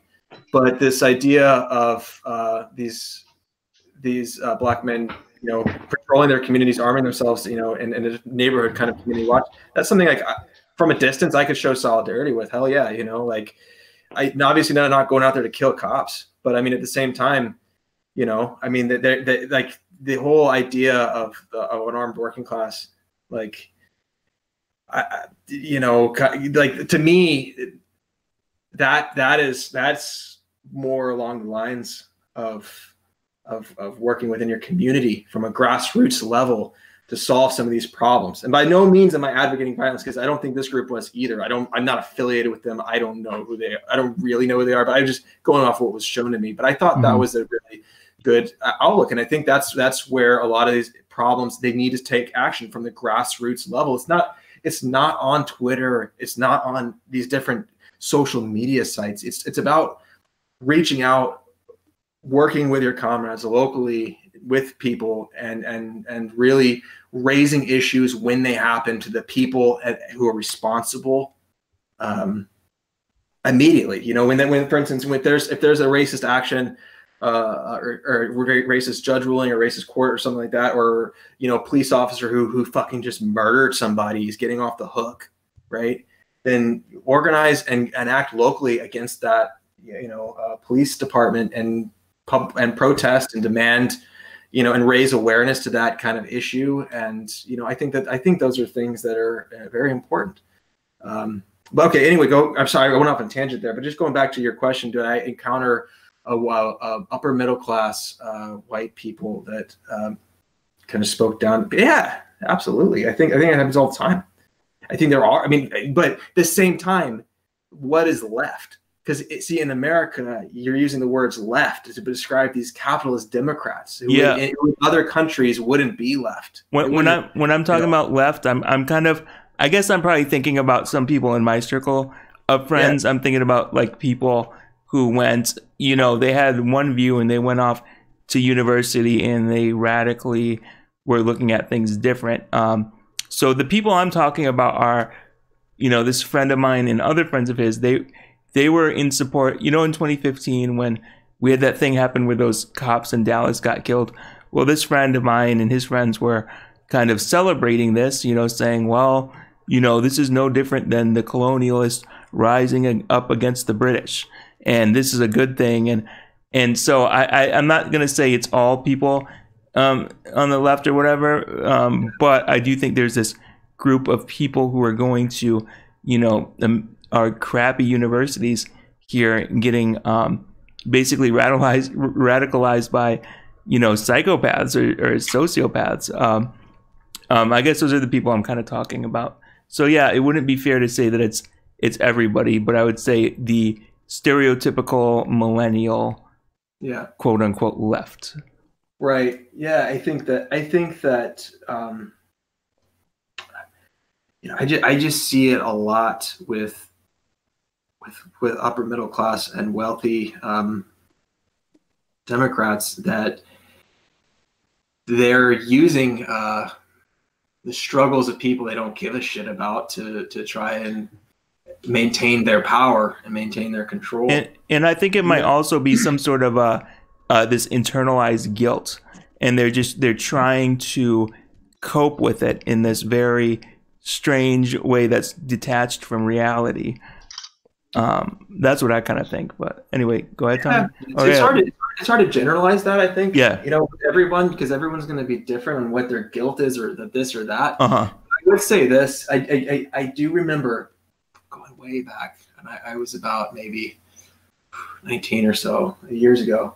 I was never a Democrat, and I was not a Democrat at all at that time. I was just going in to sit in a meeting. But I remember I was in a local Democratic meeting there, and I was just sitting and observing, and the guy was just kind of talking, and he was talking about minority groups, and it was very bizarre. He was talking about these groups like they're pawns on a yeah. Yes, these are the types I'm talking about. Yes. Yeah, and I did, and I'm not making that up. I watched that with my own eyes, and that was a local Democratic Party. I don't know how widespread that is in the whole thing. It's very widespread. But that did alarm me there. But I think at the end of the day, I don't want to come out here and sound like a right winger, because I think the key difference is where we believe in fighting for those communities authentically, and I mean a big part of that is those communities fighting with us, and because obviously I'm a video chat. I'm a white male myself, so I mean at the end of the day, it takes members of those communities, who know those communities better than me, and their struggle is our struggle, and that's the solidarity that we need to have as comrades, and we genuinely want to work for the working interests of all people. Yeah, and I wasn't trying to get you on this thing where you're just shitting on these people or trying to sound right wing or anything. I just kind of want to hear your. It's funny that like the communist view. I mean, I would say that this. I mean, correct me if I'm wrong, but I would say this is kind of typical of anybody who is actually into the communist ideology and isn't just like wearing a Che Guevara T-shirt because it's cool. I think almost anybody who thinks about it and is, feeling close to that ideology would feel similar, because they're identifying the same thing that we're identifying with the Democratic Party. It doesn't mean that we agree. It just means that we're both seeing the same thing clearly, and that's just how disingenuous they are, and just seeing the fact that they may say all these things that are progressive, but in practice it has nothing to do with what they really want. Yeah. yeah, this is what shit, I can't remember your name. Derek. Derek? No, I meant Boone. I have no name memory. Don't take this personally. Oh my God, I'm gonna cry can't myself to remember sleep names. tonight, Tommy. Are you kidding me? I'm gonna need an extra box of freaking tissues over here. Yeah. Yeah, anyway, this is what he said. I think in lip service, they pay lip service to these people, to minorities. This is why the Democrats, they really, really, really fucking hate minorities that vote Republican or that don't vote Democrat, because they think that they are owed these votes Yeah. because they declare themselves as the Joe Biden gets on stage, talks about how white culture, how we need to change white culture because men could beat their wives like 500 years ago. You're a white man. You're a white old fucking multi-millionaire. Shut the fuck up. And you grope people's wives in public. Yeah. If you care so much about minorities, how about you step off the fucking stage and let someone of a minority talk? Just like Bernie did. Remember when he was campaigning and those woke, the woke black girls went up on stage? Don't know how it is to be poor. But yeah. I mean, that's a good point. And you know, Joe Biden, he's got some issues on his plate. He's gonna have to deal with. You know, I'm telling you guys. Nobody believes me, but Hillary Clinton's running again. I'm telling you, Joe Biden is to get people, because white men are the problem. So he's gonna say we need a whammon to Oh run. my God. need a whammon. I just had an idea. The accusation that some Democratic chick just this is why why creepy Uncle Joe is in the spotlight right now is because of these. He just got Me Too'd, and I just thought about it. Do you think that Hillary Clinton paid that chick to Me Too Joe Biden so that he's dropping out of the race so she can come in to save the day basically and get nominated again? And I'm telling you that if November comes and goes and she has not at least thrown her hat into the ring, I will be shocked. I would be shocked too, because again, Hillary Clinton the United States owe her this. She is owed to be president. Yeah, it was her turn. Then she's gonna bomb Russia immediately. Yeah, exactly. Are we gonna keep talking about Biden? I'm thinking about pulling up some pictures of him being a creep. Oh yeah, pull up Creepy Joe pictures. Those are always good. Sorry, we're slipping into American politics, Derek, but it happens very often. It's your show, 100%. Yeah, the creepy. The more I watch it, the stranger it gets. Why is this guy? Does this guy keep doing this? Why? Because he's gotten away with it his whole life. Yeah, I think it's right. It is really just that no one ever told him that this is creepy. Yeah. And There we go. We got some Creepy Joe stuff for you. All right, enough of that. But yeah, I don't know. In It just case you don't know, Joe Biden likes to get very, very close and touchy with people, especially with females and especially with children in front of cameras. And the children usually they don't like it. It is very, very, very visible that they try to get away from him, and he just keeps on touching them. yeah, and so but basically what the thing that we're sort of talking about is I don't know. What were you gonna say? Sorry. No, I was just gonna say Hillary Clinton's running. I mean, it's happening. I'm sorry. I'm sorry to tell you, like, she's running again. She's gonna take all the money from everybody's giving money right now to all the different candidates, and part of that's all going to the DNC. She still owns the DNC.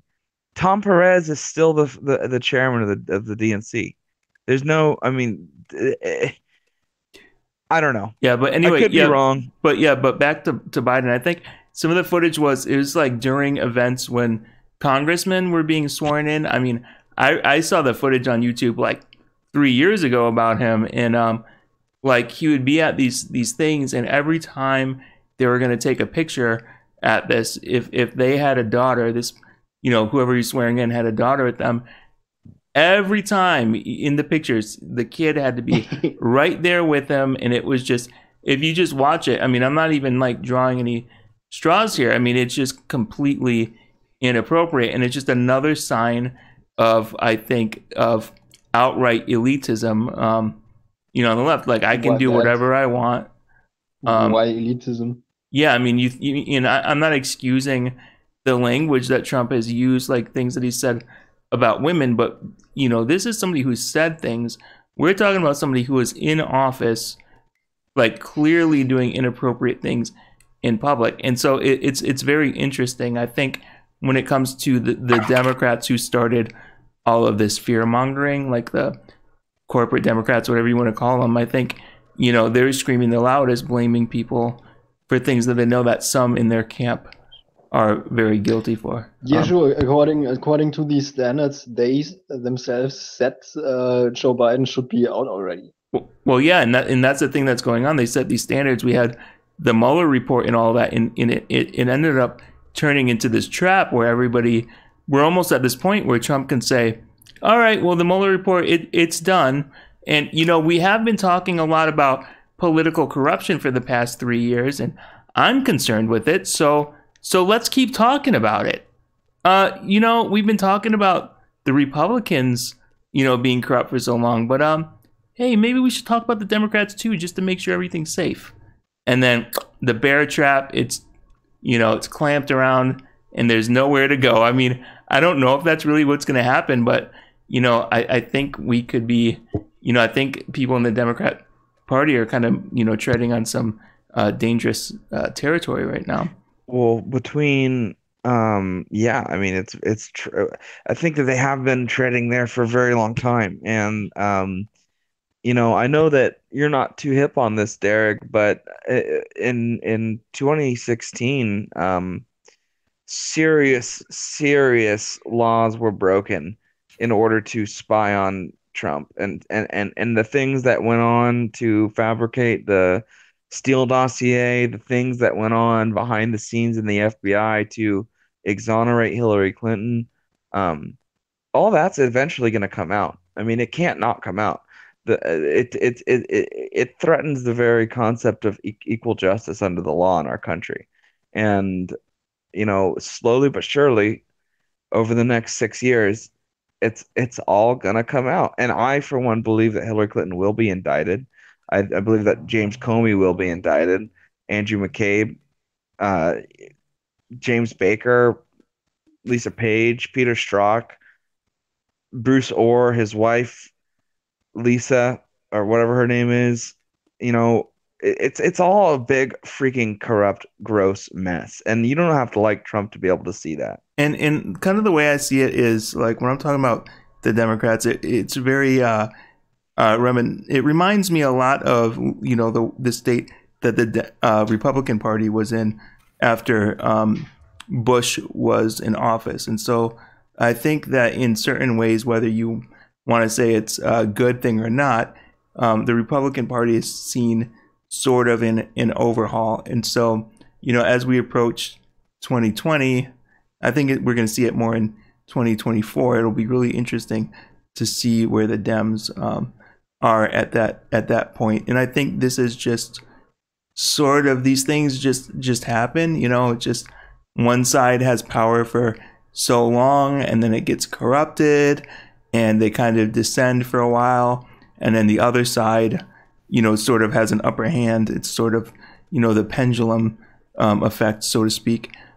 So to me, I don't know. I was a bit more hysterical about things, but I'm kind of interested to see what's going to happen. But anyway, yeah. Yeah, 2024 is going to be a crazy interesting year for sure.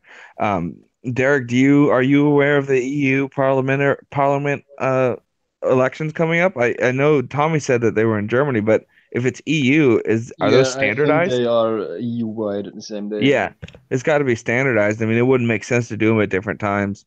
Right. Okay, you have just real quick. You have the American Senate is elected every 2 years, 1/3 of the Senate. So I wouldn't Yep. exactly. Yeah. Okay. Go ahead. Yeah, every 2 years, Okay. one thing. Is that are you saying that's the same way it happens with the EU Parliament? No, I just said it's not. It happens that elections that not the entire parliament gets elected at the same time. Oh, I got you. Well, No, I don't. I I mean, don't know if this happens in the European Union, but the example I know is the American Senate. So gotcha. there are cases where this happens. Yeah. Oh, I mean, are you able to vote on those matters? I mean, you are an Irish citizen, right? Yeah, that's all right. Yeah. But the thing is, obviously, I live in the partition state, so, and we're leaving the EU. So, and we were supposed to have already left the EU, but that happened. Yeah, I'm actually really curious about this if they have European elections again, because if they do that, then you already know that Brexit is not going to happen. Right? Yeah, I'm as surprised as anyone else. I think. I mean, I was. This was kind of my mentality on Brexit. All right, and like obviously. I'd say I paid most attention to Irish politics here on the island of Ireland, right? But when it came to Brexit, it's a lot like a lot of the U.S. News cycles, where it's a bunch of hype, and sometimes it just doesn't ever build into anything. Right. And I could have been paying attention to Brexit headlines now for 2 years. Just hype, this. Nothing's happened. Nothing's happened. Yeah. I'm like, all right, well, I'll know by March, the end of March, I'll know how everything is going to work out. My day-to-day life is stressful enough without having to worry about their shit. But here I am at the end of it's April 1st now. And haven't left the EU. They don't really know what's going on. The government in Westminster is so incompetent that they've just stumbled through everything, and they don't. Yeah, left and right. I don't know. I don't know what's going on there. Who does? I mean, I think the key term there is incompetence. I mean, I don't know. It's also true that life can be stressful enough without thinking about all that. But I wanted to ask you a question that was maybe a little bit removed from politics and maybe a little more personal and interesting on a geographical level. But what is your favorite thing about living in Northern Ireland? And not just, I mean, and you live in a pretty contentious spot of Northern Ireland too. There's I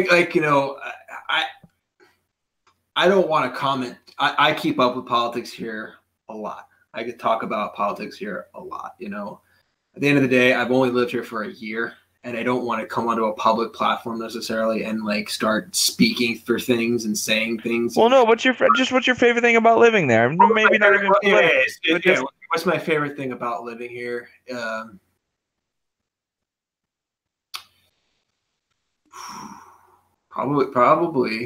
Probably cheap just flights to Europe. To be honest, I think that's travel. I mean, have you done much tooling around in Europe? Yeah, we've been to Amsterdam.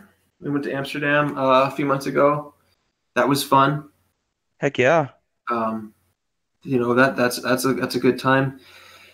I'm trying to think. Is favorite things. People here are amazing. I think the people here in this part of the country are absolutely fantastic, and especially going off of what everyone here has been through and lived through over the last 30, 40 years. I don't think you'll find any better welcome in Europe, to be honest. I think that you'll find truly humble, friendly, respectful people, who down-to-earth people that you could be friends with anyone here. I feel like almost. I obviously everywhere has their assholes, Of course. But I think overall, if you came and visited here, and it stretches while living here, I think you'd notice that'd be one of the first things you notice is friendly people. And then, what's your least favorite part? My least favorite part?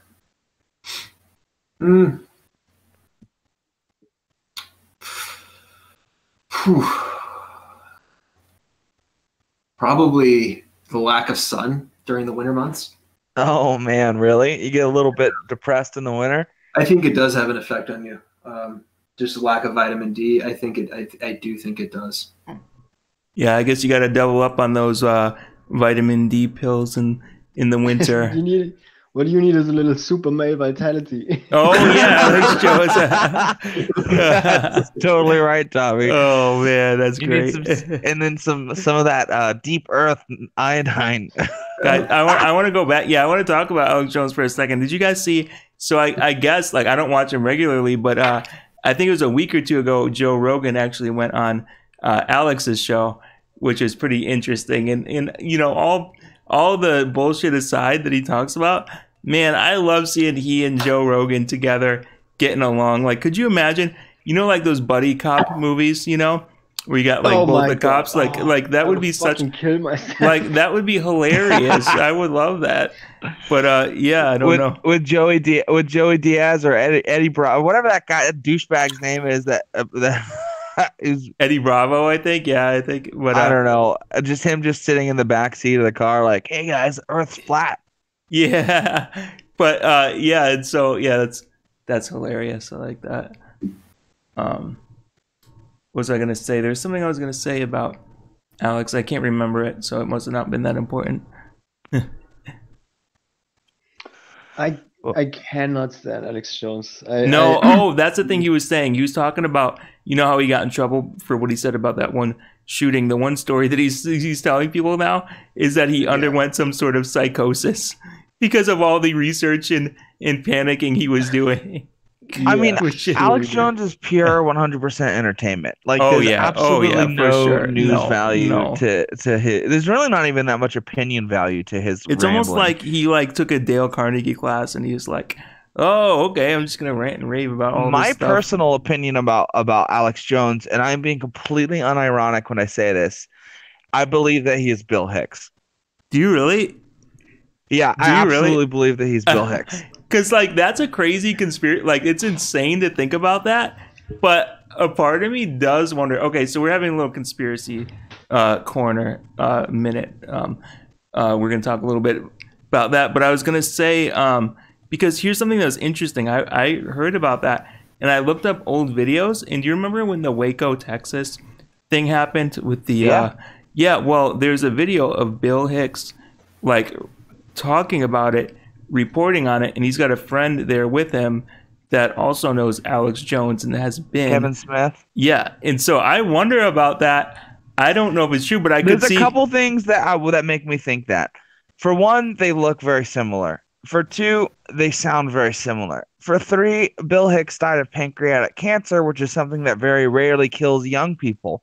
For four, at the time Bill Hicks died, he was brainstorming a character very similar to Alex Jones. Also, Alex Jones got the Bill Hicks Award somewhere. Somebody gave him a Bill Hicks Award.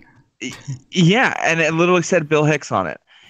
And it was like an award for Bill Hicks. Anyway, and also when he died, quote unquote died, that's right when Alex Jones started his. I mean, the timing is almost perfect. Is right when Alex Jones started his career, and they shared the same best friend and producer. This guy Kevin Smith. I'm telling you. Why do you think Owen Benjamin's doing what he's doing? Because he's crazy. Because he really genuinely thinks that it's the Jews. I don't know. Oh no, well maybe it's like a thing. Well, now that would be hilarious. Like I don't know if we're ever gonna get an answer to that, but it'd be hilarious if one day he just walked out. He's like, "Yep, I'm Bill Hicks." It's just a big joke. It's just a 30-year. You saw him on the first Joe Rogan, didn't you? That literally came up, and he like was jokingly on his first. Go back and watch the clip. Because Joe's friends with the guy. Why do you think Joe puts up with him? Why does Joe Rogan watch him or not watch him to talk to him? Well, they've been buds forever, and guess who else Joe Rogan was really good buds with? Bill Hicks. Oh, he wasn't he? Yeah. Yeah, there was a video of he and I think it was like in the 90s. Alex and Joe hung out and they went to some protest together wearing like a George Bush and a Nixon mask or something like that. But it's interesting to think about that. And also I was watching some of Bill's stand up recently, and he talks about some similar things. So Yeah. hey, if I don't know. if you I have want to look at it, absolutely nothing but conjecture. I have no proof. Yeah. I have absolutely no. I just have, looking at the situation, it looks like pretty damning. he may have been a, maybe it's just that, they're both from Texas and Alex was a fan of him. Maybe parodied some things, or maybe, yeah, I don't know. It's interesting. It's fun to kind of talk about those things. Literally believe that he's Bill Hicks, and I don't expect anybody else to believe it. Hey man, that's that's pretty conspiratorial, but it's a lot tamer than believing in lizard people and all that shit. It's definitely a lot tamer than lizard people. Oh, Yeah. Or believing that the Earth is flat. What do you think about the flat earthers, Derek? Well, I think that as long as it's a socialist flat Earth, no, I'm just kidding. I'm just kidding. No, I don't know. I've never thought about them. The only time I worked with one of them once, and I never really talked to him about it. But I know, like, once you are a flat earther, like, people will circulate around, like, hey, so and so, he believes in a flat Earth, and then you never want to go up and ask him about it. So I never gave him a real chance to espouse. Was this in the States or this was in the U.S.? This was in the U.S. Yeah. I was gonna say most of your I don't know, like, isn't someone famous a flat earther now? Isn't it Jake Paul? Is it? Or Jake Paul's a fucking idiot. Check the I downloaded it. I haven't watched it yet, but as far as I know, Jake Paul's video documentary about flat Earth was a troll. He trolled these people. It's like a 1 hour long troll fake documentary. Gotcha. I will say there is some part of their logic that, like, it doesn't make sense to me, but I can see where the trap is for these people, because in a lot of ways it's like, I know that Samo and Tommy know, but do you know who Owen Benjamin is? No. Well, he goes on and on about the moon landing. He doesn't believe that the moon landing was real. And it's kind of the same thought process with the flat earthers. It's like, it's a bunch of anecdotal stuff, and then it also comes down to, like, well, you cannot prove to me right now beyond a shadow of a doubt that the Earth's not flat, because when I look at the horizon, it's flat. When I send a drone up, like, as high as a drone, or like weather balloons up, you know what I mean? I don't know. It seems like if you have an attitude of question literally everything, you can fall into that trap. I mean, it's good to question things. I don't see any validity. You have to go ahead. Oh, I was going to say, one reason that I don't see any validity to it is you look at the technological advancement that we have. Having a computer, having plastics, a lot of the technology that we have, the medical technology, a lot of that does come from the research that was required for the space race. We wouldn't have, I don't feel, a lot of these things if it wasn't for research that we've done in space and all that stuff. So I think you can look at certain advancements and things that we have and sort of extrapolate on it, or just kind of like, I think there's a timeline that you can follow that kind of shows that it's all because of the science behind those endeavors. Yeah, literally, it requires you to believe, if you believe in flat Earth, it requires you to believe that every single pilot, airplane engineer, is a part of a conspiracy. In the entire world is in on some kind of. The size of the conspiracy, the amount of people you would need to keep their mouths shut, to live a lie their entire lives, it's not going to happen. There's this what the saying, how does the saying go? The only way three people can keep a secret is if two of them are dead. It's true. Yeah. Well, so I want to know is about the theory. Is it about, or usually a conspiracy theory would have, like, so and so is benefiting from this. Well, who would benefit from the flat Earth? Exactly. Why? That's the number one question. Why? Yeah, who would be benefiting from covering that up? What's the difference between a round Earth and a flat Earth as far as, like, geopolitical affairs and I think the answer that I don't. This is not my opinion, obviously, but I think that the answer that a flat earther would give is like, well, it depends on what kind of flat earther too, because there's all kinds of different models. There's some people who think that like there is more land like past the ice wall, and like it's like the reason behind keeping it a secret is because like I don't know, resources, and they don't, and like whatever's over there is really good, and they don't want everybody over there. And then there's other people who think it's more like a almost like because a lot of them are Christians, which is weird to me. And like I guess maybe it shouldn't be weird to me, but there's the whole thing where it's like, you know, the Earth is like a spiritual plane, not necessarily that it's flat, just that it's like a realm. You know what I mean? Almost like a mystical realm, as opposed to, you know. But all of them think that space is a lie, which is like just retarded. Space is a lie. Yeah. What a fucking stupid sentence. So they think that like Kim Jong-un is in on this as well? Does he have spacecraft or an aircraft and pilots? Probably. Well, yeah, I mean, Kim Jong-un would definitely be in on it. I mean, yeah. And so China's in on it, and Everybody. Yeah, and the other argument is, dude, the windows on airplanes are curved. The reason for that is so that the Earth looks curved, man. It's like, shit. I've heard that one too, and it's just like, yeah, I don't know what's going on with Owen Benjamin. I liked him at first. I know you like him, Sean, but you know, he lets people comment now in his section. And yesterday I was just like, or the other day I was just giving him shit. I was like, you know what? I don't have anything against gay people at all, but I was like, your fans are called the Bears. That's pretty gay.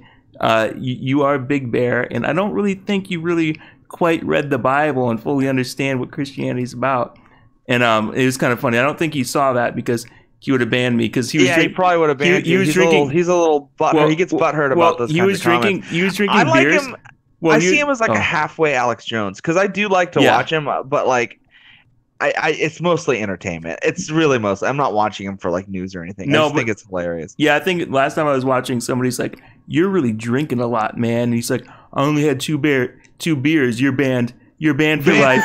And like, and I just like, I wonder what his wife thinks. I wonder if they're like, she's fearful that he's gonna snap and do like a murder suicide type thing one day. But anyway, but maybe it's just an act. Who knows? But I like how he always. Oh, that's the other thing. He's going after Alex Jones now. You know. Oh yeah, he hates Alex Jones. He hates Alex Jones.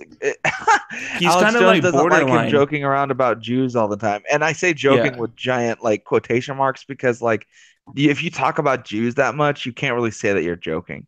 Well, like if you seriously like blame everything on Jews, it's like at some point it's like, okay, it's not a joke. Like, and that's why I think there's something up with him. He kind of seems sort. I'm not no doctor, but he seems sort of borderline, where he'll be your best bud, but then, you know, something sort of goes wrong and boom, you're enemies.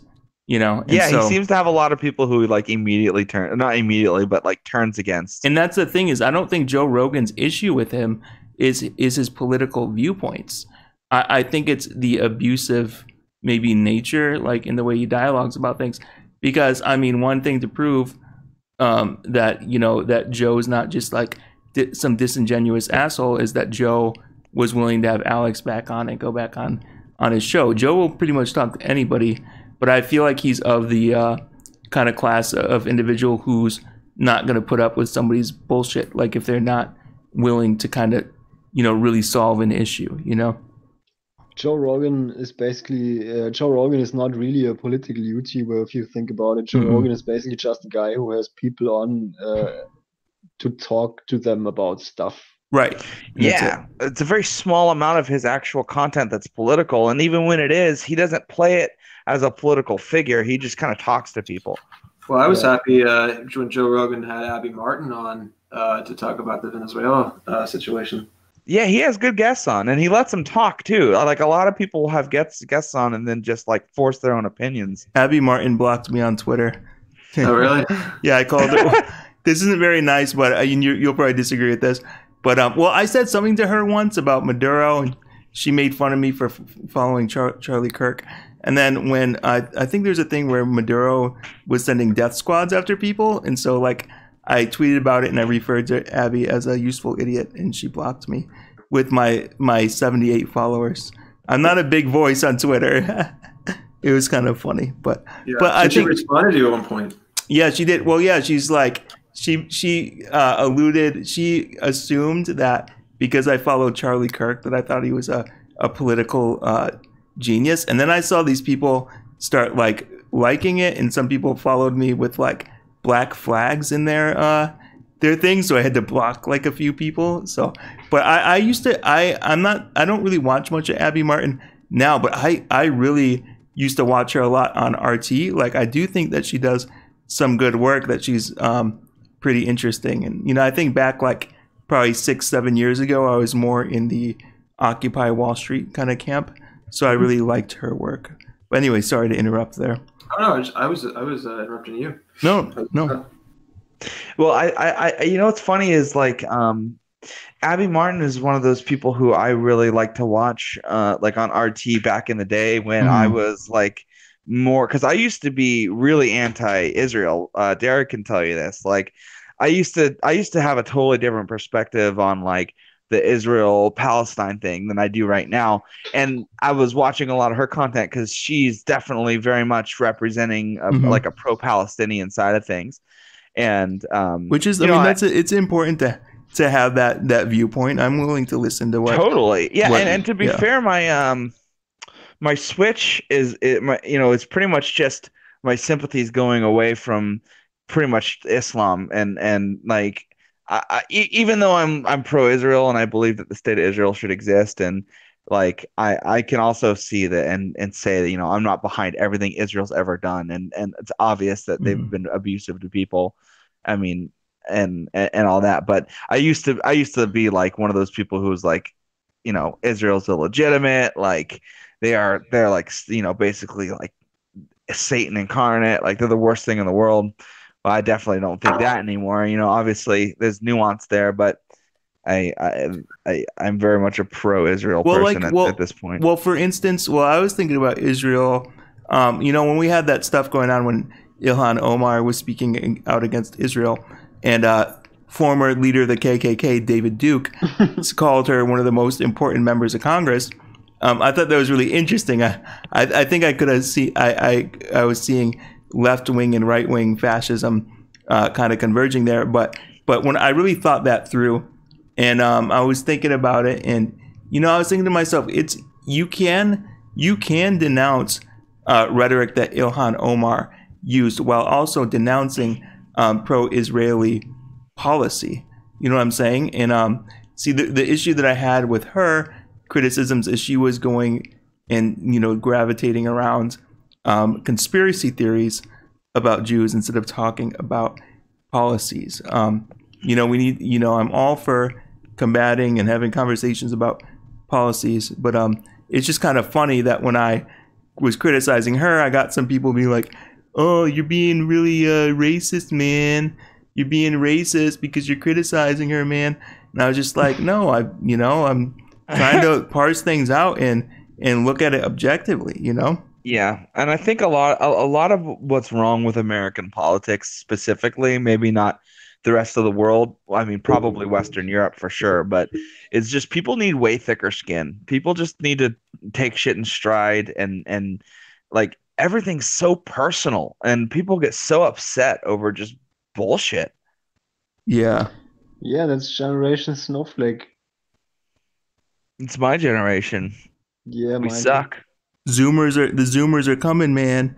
Zoomers rise up. There's this guy that follows me. His name is the $1,000 Boomer. It's like a meme account, and now he turned his name into a 31-year-old Zoomer. Just kind of funny. Boomer. That guy's cool. Was a Yang Gang. Yeah, reference. that guy. He follows me, and he's followed by an account that Elon Musk follows. So it's kind of interesting. My wishful thinking is that Elon Musk is behind that account, but it's not. I doubt it. Elon Musk, man. Elon Musk is a straight up shitlord on Twitter. Elon dropped a rap song about Harambe today. Yeah. All right, it's called All right. He's like, what do you say? I think the lyrics are like R.I.P. Harambe, smoking on that strong A while I sip on Bombay. It was hilarious. And it's just like, I don't know if it's really him, but pretty hilarious. I don't know. But anyway, sorry. about that. No, Elon's a crazy guy. We have at my new job, we have a Tesla as like our like shuttle. They look like space cars. Yeah, yeah. Anyway, but yeah, it would be interesting to see what I wonder what Elon's views really are on certain things. A lot of people kind of don't like him, and it seems like he's a bit of a shitlord. I think it's really cool. I think he's interesting. A lot of people dislike him, but I think as far as discussing artificial intelligence, he's got some interesting viewpoints. And so what's all your thoughts on Donald Trump and North Korea?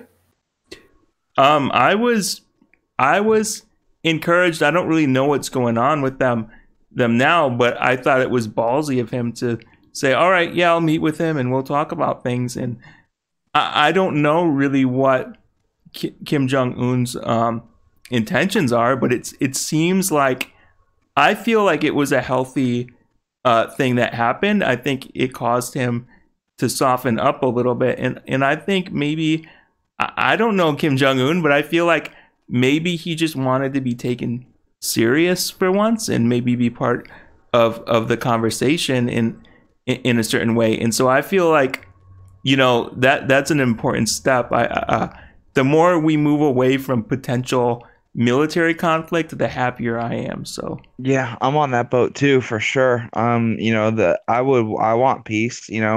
I think maybe the way that I want peace is different than maybe the way that you would want peace, Derek, with the North Korea thing, because I don't know, maybe you can clarify, but like I see them giving up their nukes as like a good thing and like as a way forward for them. But I don't know that you see it that way, because that would mean leaving communism behind. Oh, sorry to interrupt real quick, but Elon just tweeted, it's hilarious because we were talking about him. He said, going forward, all Tesla stores will be tiny and have tiny cars. All right. What? He said all of his Tesla stores will be tiny and have tiny cars in them. Anyway, sorry about that. Go ahead. Yeah, Sean, I'm sorry, Boone. Yeah, it's cool. You can use my real name. Everybody knows it around here. As far as the nukes go, I'm not fully up to date on the point of the nuclear program there. I'm also not, a full expert in North Korea. I don't study it as much as I do Cuba, because I do think Cuba is probably one of the better countries to represent my ideology this time. That being said, obviously stand in solidarity with DPRK. But I think that when you look at Gaddafi and when you look at Jim Bolton, isn't that his name, Jim Bolton or James Bolton? Something Bolton. Is it Jim Bolton? I don't know if Jim. Mr. Bolton. Mr. Bolton. Yeah, I don't know his first name. Mr. Mustache from the U.S. He has referenced the Libya example before, like in discussions on giving up nukes and stuff. And you can look at what happened with Gaddafi, obviously in Libya. I think that when it comes to the end of the day, DPRK is always exists, wakes up every day with guns, a lot of guns pointed at their little tiny country. They wake up every day with the world superpower, running hostile drills on their borders every day. And that's not to say that DPRK has never done anything remotely hostile either. But at the end of the day, DPRK has to look out for its own. It has to look out for its national defense, just like any country does. And I think one of the best ways to communicate with a world power like the United States is to have a nuclear weapon. I think it's absolutely reasonable. I think it's absolutely reasonable that a country is able to defend itself. And yeah, I would say that Gaddafi made a huge mistake when he gave up his program. I think that essentially DPRK has to by necessity spend so much of its resources on defense, out disproportionate, and it really affects the country. And I really hate that. I really hate that. Of course, I would love peace in that region. I think if every Marxist would love peace in that region. Of course, we would love if DPRK just be left alone and not have to be worrying about the Jim Boltons of the world. I think it's John Bolton. I think it's John Bolton. Yeah, just a dork with a mustache. Throw that guy out. Yeah, I don't like that guy. Yeah, it would be nice if you didn't have to worry about these types, but. Isn't it more South Korea that they would be worried about? I mean, I think the reason why so many people are pointing guns at North Korea is because if they weren't, they would invade South Korea and reunify. That'll be, of course, that's obviously the Western rhetoric, which you guys may agree with. I disagree with that. The West, especially the U.S., is going to want to stay in Korea. And they want to stay there and keep their bases there. They want, as a checkmate to China, I think, in the region, being Asia, having a strategic ally there. Obviously, to justify military expansion and the military-industrial complex, you're going to have to trump up some things. I feel like, and I don't think that at the end of the day, like North Korea, if they invaded South Korea. If let's just say the U.S. left tomorrow. Let's say the U.S. cleared out of the peninsula, and it's just South Korea and North Korea sitting there on the peninsula. If North Korea invaded South Korea in 2019, do you think that like everyone would just stand by and watch that? No. Yeah. Well, it depends. Well, it depends because I mean, if there was a nuclear sub. Off of if there was 6 nuclear subs, 3 off of each coast, and Kim Jong-un says, "Look, if anybody gets involved, I'm gonna annihilate these towns, so stay out of it." Then yeah, I think that people would stay out of it. I think I think that at one end that I see the rationale behind that, but. You also have to look at the suicide mission on the other side of that as well. It's not like I see him and his family as people who are capable of that. I mean, I don't see that as very far outside of their character. I would definitely see that, and I think like when you look at the Cold War, you look at the USSR. Obviously, had fucking loads of weapons pointed right at the U.S., aimed right at the ready to go. And same thing, vice versa.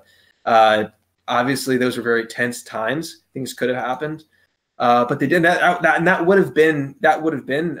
You have that mutual assured destruction there. That's kind of what people credit as to not letting it happen. However, with the DPRK, when it comes to mutual assured destruction, there really isn't. In fact, it's in favor of the U.S. There's mutually assured destruction for the DPRK. It's a tiny little peninsula. Versus a world superpower, I feel like them going and plugging, pointing nukes at the U.S. to deter them from the action. I think that wouldn't just happen without the support of a stronger allies in the region. I couldn't see that happening. But at the end of the day, I understand why the U.S. wouldn't want DPRK to have nuclear weapons because at the end of the day, the U.S. doesn't like DPRK. The U.S. doesn't want DPRK to exist. And at the flip side of that, you'd have to understand that DPRK wants to be able to defend itself. As far all the games that are being played right now, I don't know. Well, Trump is actually doing best with diplomacy with them out of anybody because nobody else. This is something that Styx Hexenhammer talks about a lot. Is just the way that you negotiate and deal with like certain Eastern leaders, like Chinese leaders and Russian leaders. Like they're very different than the sort of Western European, classic American, wine sipping, aristocratic elites. I mean, they're much more focused on victory. They're much more militant. And you can see it in the way that Trump deals with them. I mean, he's very chummy. He's very chummy with Xi Jinping or whatever the president of China's name is. and he's very chummy with Kim Jong Un. But then he plays hardball. I mean, he's their friend and treats them with respect and tries to come to the table. But then he plays hardball and shows that he is willing to play his strength and use America's strengths to his own ends. And I think in a lot of ways they respect that. And I think a lot of the reason why the relationship between North Korea and America has been so crappy and strained is not. I mean, I blame the Kim family a lot, but at the same time, in reality, our leaders have not been approaching the situation appropriately. They've been looking at it, as, and when I say that, I mean literally everybody besides Trump, Obama, Clinton, Bush, Clinton, all treated the situation very similarly. I mean, they didn't do much, and I mean they tried to treat him like he was the leader of France or Germany or something, and it just didn't work. I mean, hell, their nuclear program is in existence because Bill Clinton was like, all right, we're going to give you nuclear power, but don't use it for weapons.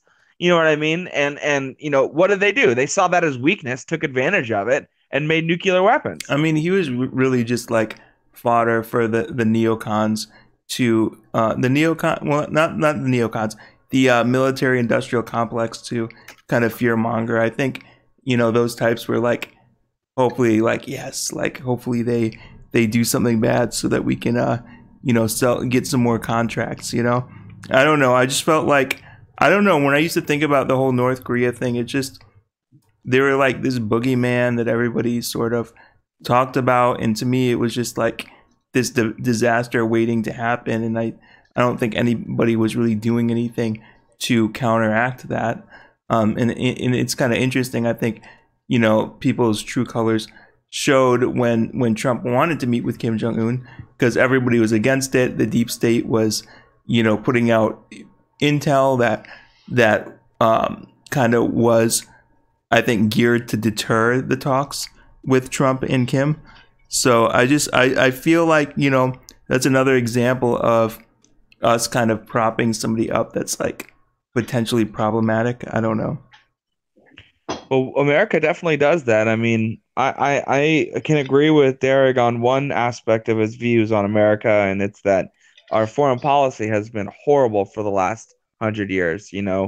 I'm pretty anti-imperialism. I'm not. I wouldn't say that I'm an isolationist, but I definitely don't think that we need to be running around being world police. I think at this point it's kind of hard to put down the fact that America is the biggest army, and basically Western Europe contracts their defense needs out to the American military, and for better or worse, that's the system at hand. But I don't think that means that we need to invade and spend so much time and resources on just stupid Middle Eastern bullshit. Was that limited to the Middle East, or just is that limited to the Middle Well, East? no, it's not limited to the Middle East, but that's really what we see, I guess, with the Southeast Asia as well. But it's just like the vast majority of the meddling in our lifetimes has been in the Middle East. I guess South America too, for sure. Well, I think it's starting to change, maybe in a bad way, but not in a bad way. I don't want to say a bad way, because it's bad all over the place. It doesn't matter where it's happening; it's always bad. But I think it is starting to change. Hopefully, for sure. Well, guys, we've been going for a good amount of time. You want to keep it going for another little bit, or? Yeah, sure. Whatever you guys want. What were you saying, Tommy? I wanted to say, I think that Trump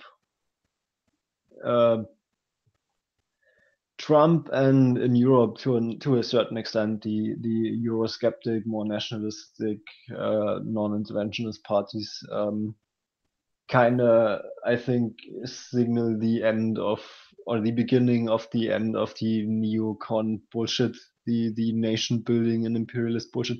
Not as far as the European Union is concerned, but as far as the people in the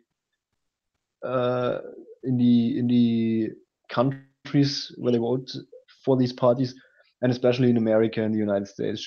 I mean, you hear that? Yep. Yeah. The system that Bush Sr. helped build is over. Fuck George Bush Sr. Yeah, fuck the Bushes. Fuck both of the Bushes, really. Yeah, and this stupid ass little brother too.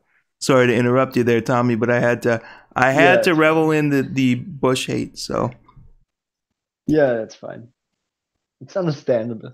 yeah, no Yeah. Bush, no Bush. We don't like Bush, man. We like it clean shaven, man. Yeah, so Trump is I would not say that Trump is a neocon. He clearly does not want to go to war with North Korea. He wants to withdraw troops from Syria and I think maybe even Afghanistan as well. I think if Donald Trump could have his way, he would probably just get all of his troops out of all of these countries. Wouldn't surprise Yeah. me. I mean, honestly, that was his platform when he ran, and he's been fighting with the military industrial complex to get that. I mean, and when things like the Syria strikes happen, or the small little bit that he has played, I feel like his base has done a good job of speaking out against that, because I mean, one of the major reasons he got elected was his anti-war rhetoric. Yeah, and I remember vaguely when he did the Syria strikes 2 years ago. All the mainstream media, all of them, all of a sudden praised him for it. Of Everyone course, from left they're to right. warmongers. Yeah, mind blowing, really. So, but what is this going on in Venezuela though? Like, as far as interventionism, like how would you guys if I was just listening to that segment right there, I would think, well, Trump, he's for pulling everyone back, U.S. minding its own business type of thing. But at the same time, you have this going on where the U.S. is calling Nicaragua, Cuba, and Venezuela the troika of tyranny. You have the U.S. trying to barrel U.S. Because that's true. I want to say really quick, this is kind of interesting. Sorry to cut you off, but I was a few weeks ago, I was getting my hair cut, and a guy walked in. He said he was, had only been here for a few weeks. He was from Nicaragua. I don't know how he came here, and I don't really know. It'd be interesting to. I didn't really get his number, get to talk to him anymore, but it was interesting. We heard from his perspective that things over there are pretty bad. He gave us an example of some protests that were going on, and some actors in the government kind of infiltrated the protest and steered the protesters a different direction in the street that they were steered down. There were snipers on the other end, and some kids got their heads knocked off. It was just really interesting kind of hearing that perspective. I'm sorry to interrupt there. I'm kind of going off the road there, but it was... No, and I'll respond to Derek because, I mean, to be totally frank with you, those countries are in a lot of trouble. It has nothing to do with America, and Donald Trump is not doing anything with the military. The only thing he's done is diplomatic. So, I mean, if that had been Hillary Clinton or any other American politician, there would be Marines putting bullets in Venezuelans right now. Like, that's not what's happening. What's a lot of their problems are because they have a broken system. I personally would blame it on communism or socialism. I know that you would probably blame it on more corruption, but it doesn't matter what you blame it on. There's big problems in those countries. I would say, go on. Yeah. I would say, first of all, is what exactly is Trump doing? He's not sending the military down there. He talks. He says mean words. That's basically what he does. And he cut foreign aid to, I think, 3 neighboring countries. I'm generally not a big fan of foreign aid. That's one thing. And another thing is this stuff that happens down there does have negative consequences for the United States because it creates a lot of refugees, and these refugees go where? They go to the United States. So this is not necessarily something that doesn't concern the US. Well, what happens down there has direct negative influence on the United States. So just so I understand where your line is, what is the line that you wouldn't cross when it comes to Venezuela? Well, I wouldn't want. I mean, I wouldn't. Me personally, I can't speak for these two, but I personally wouldn't want American troops in Venezuela for any reason. Personally, like I don't care if they're in the middle of a civil war. Let them have a civil war. Like I don't. I think it is correct, Tommy, to say that a stable Central and South America is important to the states, but at the same time, like. Uh, that can be solved internally by disallowing those things to affect us by tightening up the borders. Essentially, I would not want to see intervention in Venezuela other than what's happening. I have no problems with the president acting diplomatically and trying to solve things on a level that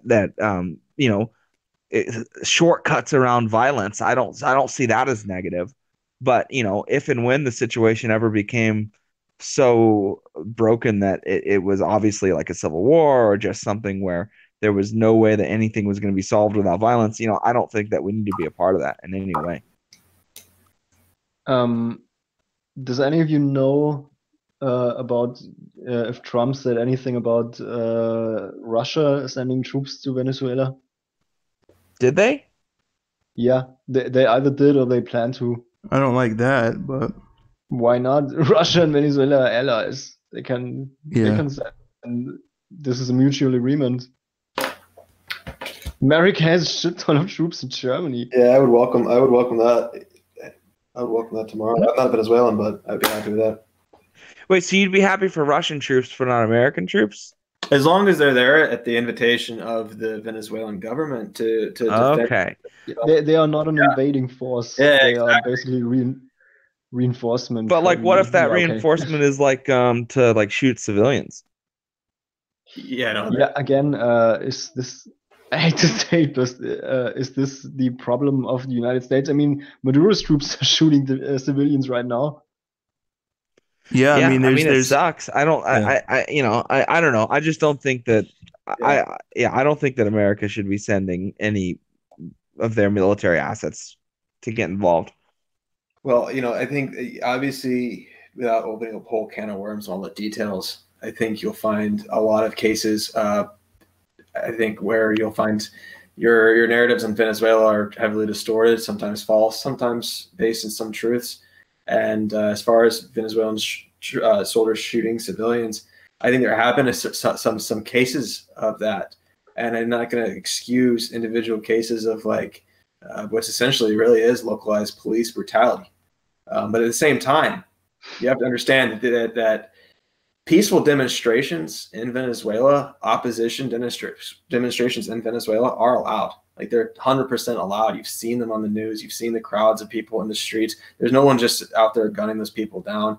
And Abby Martin, to bring her back in the conversation, she did a whole documentary where she showed peaceful opposition protests. They're 100% legally allowed to demonstrate and do these different things. A lot of what good does that do when Maduro is de facto dictator, when he's subverted the democratic means by which those same protesters have the ability to actually change anything?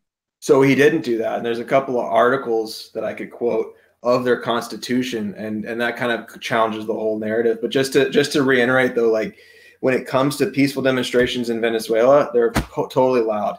A lot of the things you're hearing about violence and stuff like that, these are opposition people who are burning cars, burning trucks. They burned pro-Maduro people alive. Like they straight up just took pro-Maduro citizens, just regular people who were in favor of Maduro, burned them alive. They have that on the videotape. Honestly, though, to me, it's not about the interplay with Maduro and his opposition, because, like, to be totally honest, they're both total social communists. So like their country's still gonna have tons of fucking problems, even if the guy like Guaido or whatever gets in. Like it doesn't matter. Their policy's really similar. But I mean like whatever. Yeah, the Maduro, the guy who is being backed by all the Western people is pretty much the same as Maduro. I mean, like there's nobody there who's like a Bolsonaro There's nobody there who's actually advocating for, dismantling the state control of everything. Like they're just different breeds of socialists. Yeah. Well, I will say this: they actually, when you mentioned subverting democracy and all this stuff, just to get my quick piece in, if you go to Article 347 of the Venezuelan Constitution, and you have to look at it in the Spanish version particularly, but it will, and you can read the English translation of it. But when you look at it,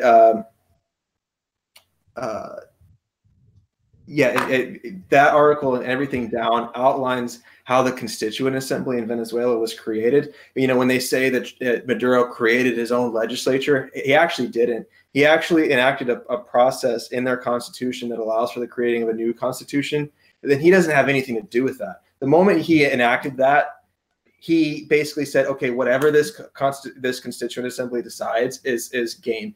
Even if it went against him, it's still. But it didn't go against him, did it? That's the thing. It's all entirely corrupt. The reason why is because it's not functioning properly. The opposition boycotted it. The opposition was encouraged to democratically participate, to run candidates, to do all these different things. The opposition boycotted that peaceful process, and this is a constitutional process. They're boycotting the process because Maduro owns it. Like there's no. I know you think that Maduro's like a church boy, but he's not. Right. He doesn't own it though, because that's what I'm saying. Is a constitution. Once he creates a constituent assembly, it essentially is initiating these elections for the constituent assembly, and so everyone. And I'm telling you that the elections are totally subverted by Maduro. I mean, they're not fair, free, real elections. I mean, it's totally controlled. Okay, I personally can talk on that because I don't really know all that much about what's really going on in Venezuela. This is another continent. Right. I mean, so is the United States, but bigger player. Well, yeah, much bigger player. Anyone listening to read the article 347 on the Constituent Assembly, and then on the side you have Juan Guaido, who's claiming to be this interim president. If you go to Article 233 and you read the Spanish version, there's some really mistranslated English versions but if you read the article, all right, it says that the president has to abandon his office, and he hasn't. Maduro hasn't abandoned his office, so there really isn't an actual constitutional premise within Venezuela's government. I mean, regardless, everybody's starving and eating zoo animals. So, and there's no food, in the grocery stores. So, I mean, and we're talking about a country with like the single biggest reserves of oil. So, obviously there's something wrong with the system, and it doesn't matter if Maduro gets kicked out because his opposition doesn't actually want to fix the problems anyway. So, South America will continue to have these problems until they get over their communism problem or their socialism problem, because they're just going to keep having these issues. Yeah. Well, there is an interesting video you can go watch of where this guy, he's walking through this grocery store in Caracas there. And it's one of the privately owned grocery stores. The thing's fucking fully stocked. You've got toilet paper. You've got craft beer. You've got fucking in Caracas, right next door to Maduro's house, probably. What I'm saying is that there are these private institutions that have these huge stockpiles, food and all these other different things. So I mean, it's I'll summarize it as basically a lot of the narratives you're receiving are all conflicted, and it's all about manufacturing consent for intervention. And it's not manufacturing consent for intervention to just talk about the fact that people are starving in Venezuela. Like that's true. Right. Well, I don't think Trump wants to intervene in Venezuela. No, he doesn't. No. Well, that would be my biggest concern. I think at the end of the day, obviously, we're gonna disagree on these different things about the country. I say for me, that's as the leftist, the biggest concern for me is U.S. intervention in Venezuela and that not happening. So as long as that doesn't happen, it really doesn't matter. I'm fine. It doesn't matter to me really what happens. I just want Venezuela to work this out on their own. And there's a lot of people. There's a lot of people in the working class neighborhoods. Like, for instance, there's a video just out. Guaido was chased out of a working class Venezuelan neighborhood. So like a lot of these people who they're parroted, like these people who are most affected by these crises are still standing behind firm with Maduro. And you can look at it. There's obviously there's two factions. Not everyone is Maduro, and there's a lot of people in the opposition. But there's definitely two sides to it. And I think the last thing that I think anyone would want is a civil war breaking out like you had in Syria, where a lot of people die, a lot of violence. I hope that there's a peaceful resolution in Venezuela. And I really hate the idea of any kind of outside powers kind of agitating the situation there. Unless it's Russia. It's not really Russia, though. It's like I said, like it's being invited in by the government is one thing. It's not. It's a different. Well, okay. So foreign troops being invited in by the government can never agitate the situation. Wouldn't that? I mean, that seems like it would agitate the situation just by the virtue of the opposition's going to get super agitated to that. Yeah, I'm just getting sick of this proxy war stuff where like Russia sends troops and then we have to debate and we're going to send troops. I just think it's a very dangerous. I think anytime we go into this, there could be this a catastrophic flashpoint where we descend into like a major war. I don't really like troops from other countries going into other countries, even if it's just to keep the peace, so to speak. Yeah, I mean, I agree with that kind of sentiment in the sense that I don't like proxy wars either. Mm-hmm. I think what happened in Syria is absolutely disgusting. Agreed. I think it really is. But I think at the end of the day, when you go back to Syria, before even the first alleged gas attacks in Syria, it's fact. It's not even a conspiracy. It's basic Wikipedia. You can go look. The CIA was working within Syria to destabilize the area. So you had that going on, and I hate that. I really hate that because at the end of the day, like you said, the proxy war. These are two powers. These are two countries, Russia, the U.S., or whatever, whose blood's being spilled on the soil. I mean, it's predominantly Syrians, and I think it's terrible. I think it's horrible. Obviously. Thanks, Obama. I'm just kidding. I'm just kidding. Continue. I don't want to, and I don't want. No, I know. Really, all I'm saying when I say that I'm happy Russia's coming to Venezuela, I'm happy that the U.S. is going to back off. And now you guys are confident that the U.S. isn't going to intervene, but at the same time, you have John Bolton walking in, into meeting rooms with troops in Colombia on his clipboard, and you have this strong rhetoric, and you do have have the U.S. government saying all options are on the table. Yeah, of course, because if you don't, you show a weak front. I mean, the whole point, to me personally, this is the way that I feel about John Bolton is that like Trump keeps him around as like an attack dog. Like Trump doesn't want to invade any of these places, but he also realizes that the best way to actually achieve peace is to make sure that everybody knows that you're fucking serious, and people know that he's fucking serious because he's got this Iraq war guy running around, and and his people in the administration. That's how I see it. I could be wrong. I could be wrong, but that's sort of how I see that for sure. Yeah, a good example for that, in my opinion, is the way he handled North Korea is where what's his name, Kim Jong-un. I don't remember what happened exactly because it's I think 2 years ago, but Kim Jong-un threatened someone with he insulted. Oh no. He threatened Guatemala. You mean Guam? Guam, that's right. Not Guatemala, Guam. That's right. Different countries. Whatever. Yeah, and Trump tweeted something like, I have a red button as well, but unlike yours, mine actually works. And basically, this was the end of the Cold War, more or less, and the beginning of the peace negotiations, because Trump knew, in my opinion, I don't think for a second that Trump actually wanted to bomb North Korea or that this was on the table unless North Korea would have actually nuked something.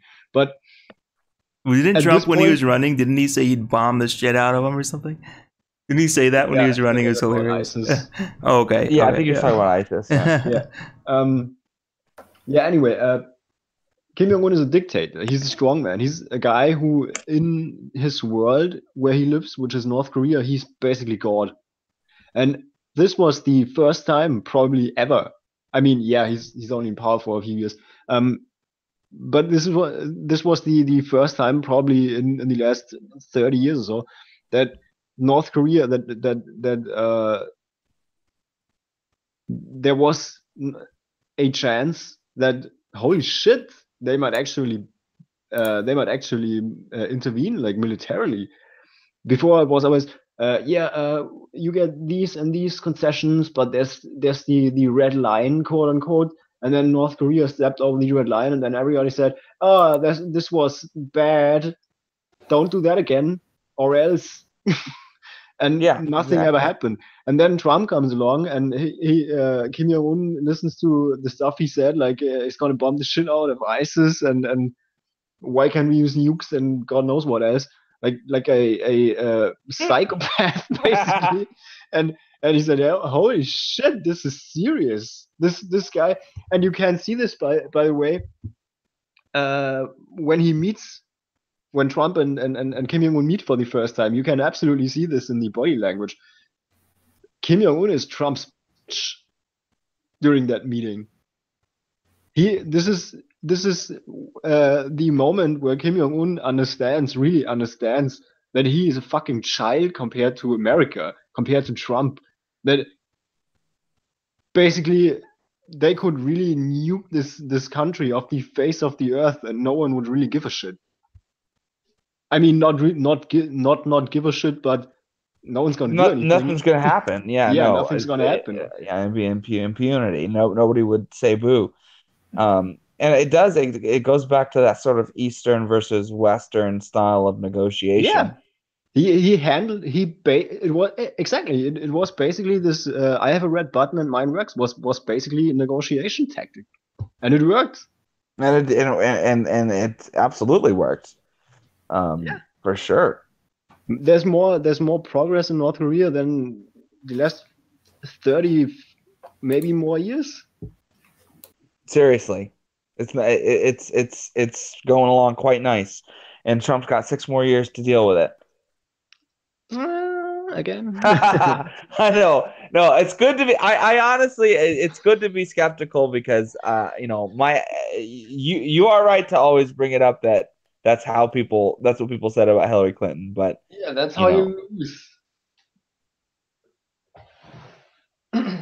Well, I can understand the mentality of keeping that as a negotiation tactic, but at the same time, you have to put yourself in the other person's shoes, and in that case, Venezuela Maduro's shoes.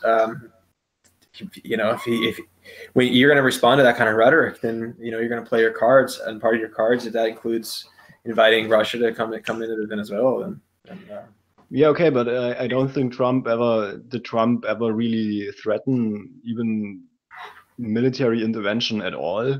No. Yeah, again, in subtle ways, different situations. And I think in subtle ways, I think it's I think there were some hostile actions, and I think that it's not. They tried to send aid. That's hostile. They tried to send food and medicine, and then Maduro burned it down. That's hostile. So speaking of that, I'm happy you brought that up, though. I don't know. I'll just say quickly, the burning the aid, the U.S. aid, they actually came out recently.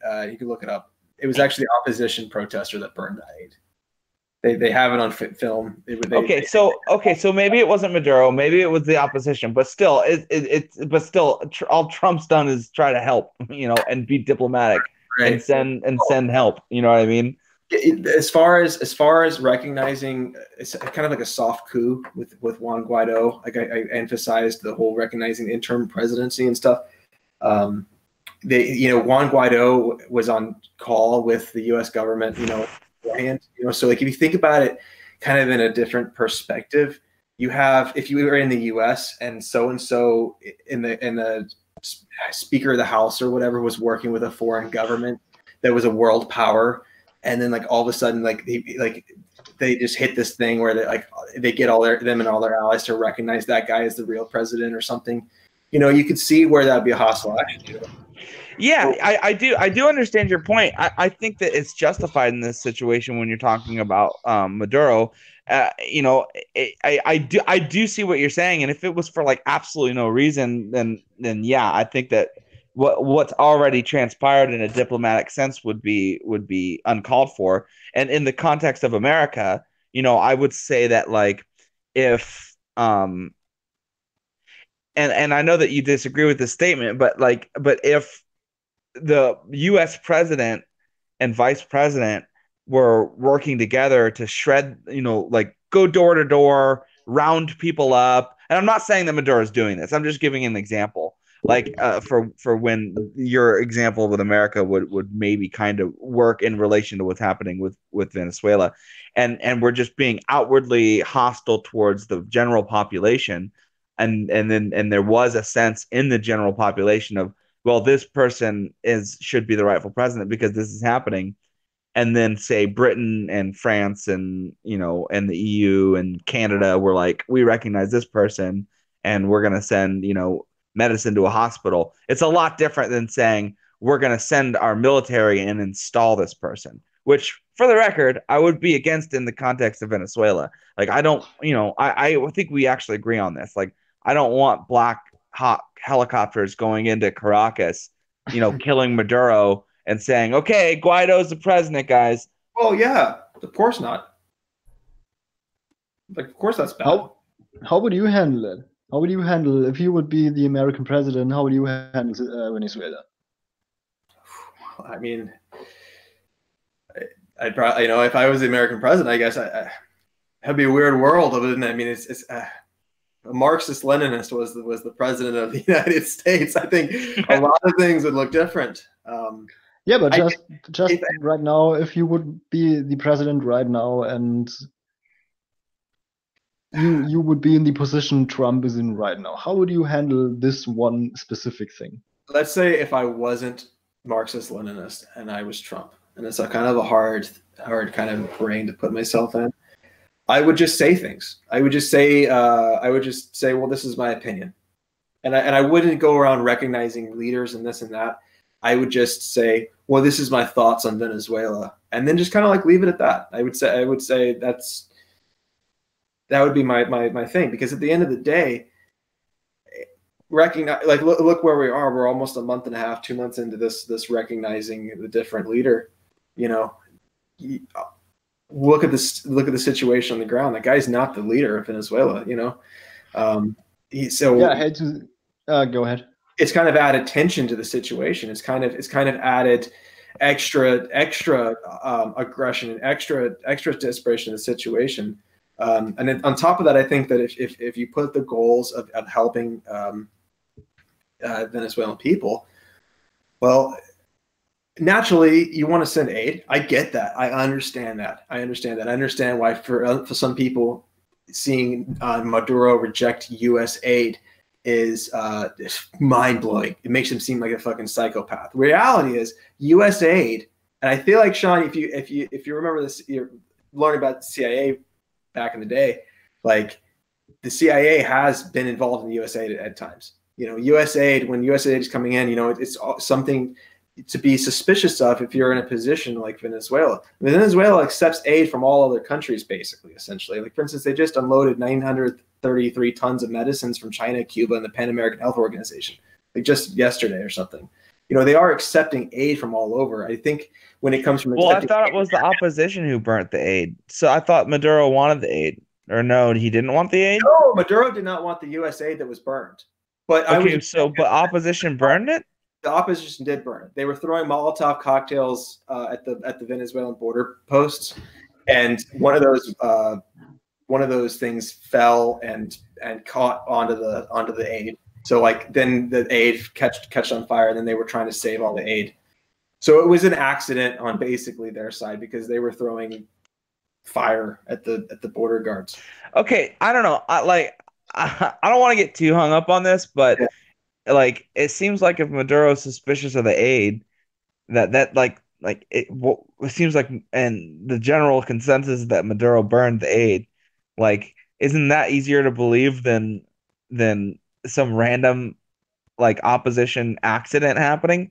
Well, no. The whole burning of that aid you're talking about. You're talking about the specific situation on the border with Colombia. Yeah. No, like that is on fire. Like that is on evidence. Fact. You can look it up. I'm not just trying to lie. You can look it up now. They do have the film, and they do say yes, that was the opposition was throwing these flaming projectiles at the Venezuelan border, and they accidentally caught all their aid on fire. The Venezuelans did not want that aid, or the government was not accepting that aid. They were not letting that aid through. That aid was held up, right? The Maduro was not accepting that aid. That's clear. But the burning of that aid was an accident from the opposition, and then who wanted the aid, but they didn't mean to burn it. But they meant to burn Venezuelan border guards, but they didn't mean to burn their own aid. So they accidentally caught their own aid on fire. And initially, it was reported, and this is again, like I said, the media, while this particular instance may be suited towards leftists, I'm sure for your side of the politics, you've seen news articles that just are fake, and I think that at the end of the day, a lot of the media outlets are just kind of like taking anything they can, running with it, and throwing it out there. Well, I can definitely. I mean, look, I'm not super. I just heard what I heard from mainstream media on that, and I'm perfectly willing to admit that it's all propaganda. Like, it's pretty clear that CNN, MSNBC, Fox News, all these people are not credible news outlets, except for maybe 2 or 3 people among them. Anyway, I don't want to get too hung up on that, but burning aid. That's it. That's all. Venezuela is definitely a hot topic right now. Yeah, and you know what? I think it's a hot topic. It's a difficult conversation to have, but one thing that I was encouraged with is your guys' ability to kind of talk about it on opposite ends without it becoming a yelling match, because especially the Venezuela thing, there's a lot of arguing going on over that, and so I think it's really important to be able to have coherent conversations where everybody's holding to their side and just talking it out and just hearing each other kind of say it. It is important. And to be totally fair, Derek and I have had not civil conversations. Yeah, well, it happens. But, it's about, I think it's about moving past that, Yeah. Yeah, I agree. Well, guys, we've taken this on for a really, really long time. Yeah, I think I'm about ready to wrap her up. I agree. I agree. This is really great. Thank you for coming back on, Derek. If you ever want to come back on and have a chat with us, you're always welcome. I appreciate you, man. For sure. Yeah. You're definitely always welcome to come back. You got a platform here. Well, thank you for having me on, and I appreciate everyone watching and listening, and appreciate Tommy and Samo and Boone, and appreciate you guys having me on. Yeah, appreciate you too, man. See you guys later. We'll be back next week.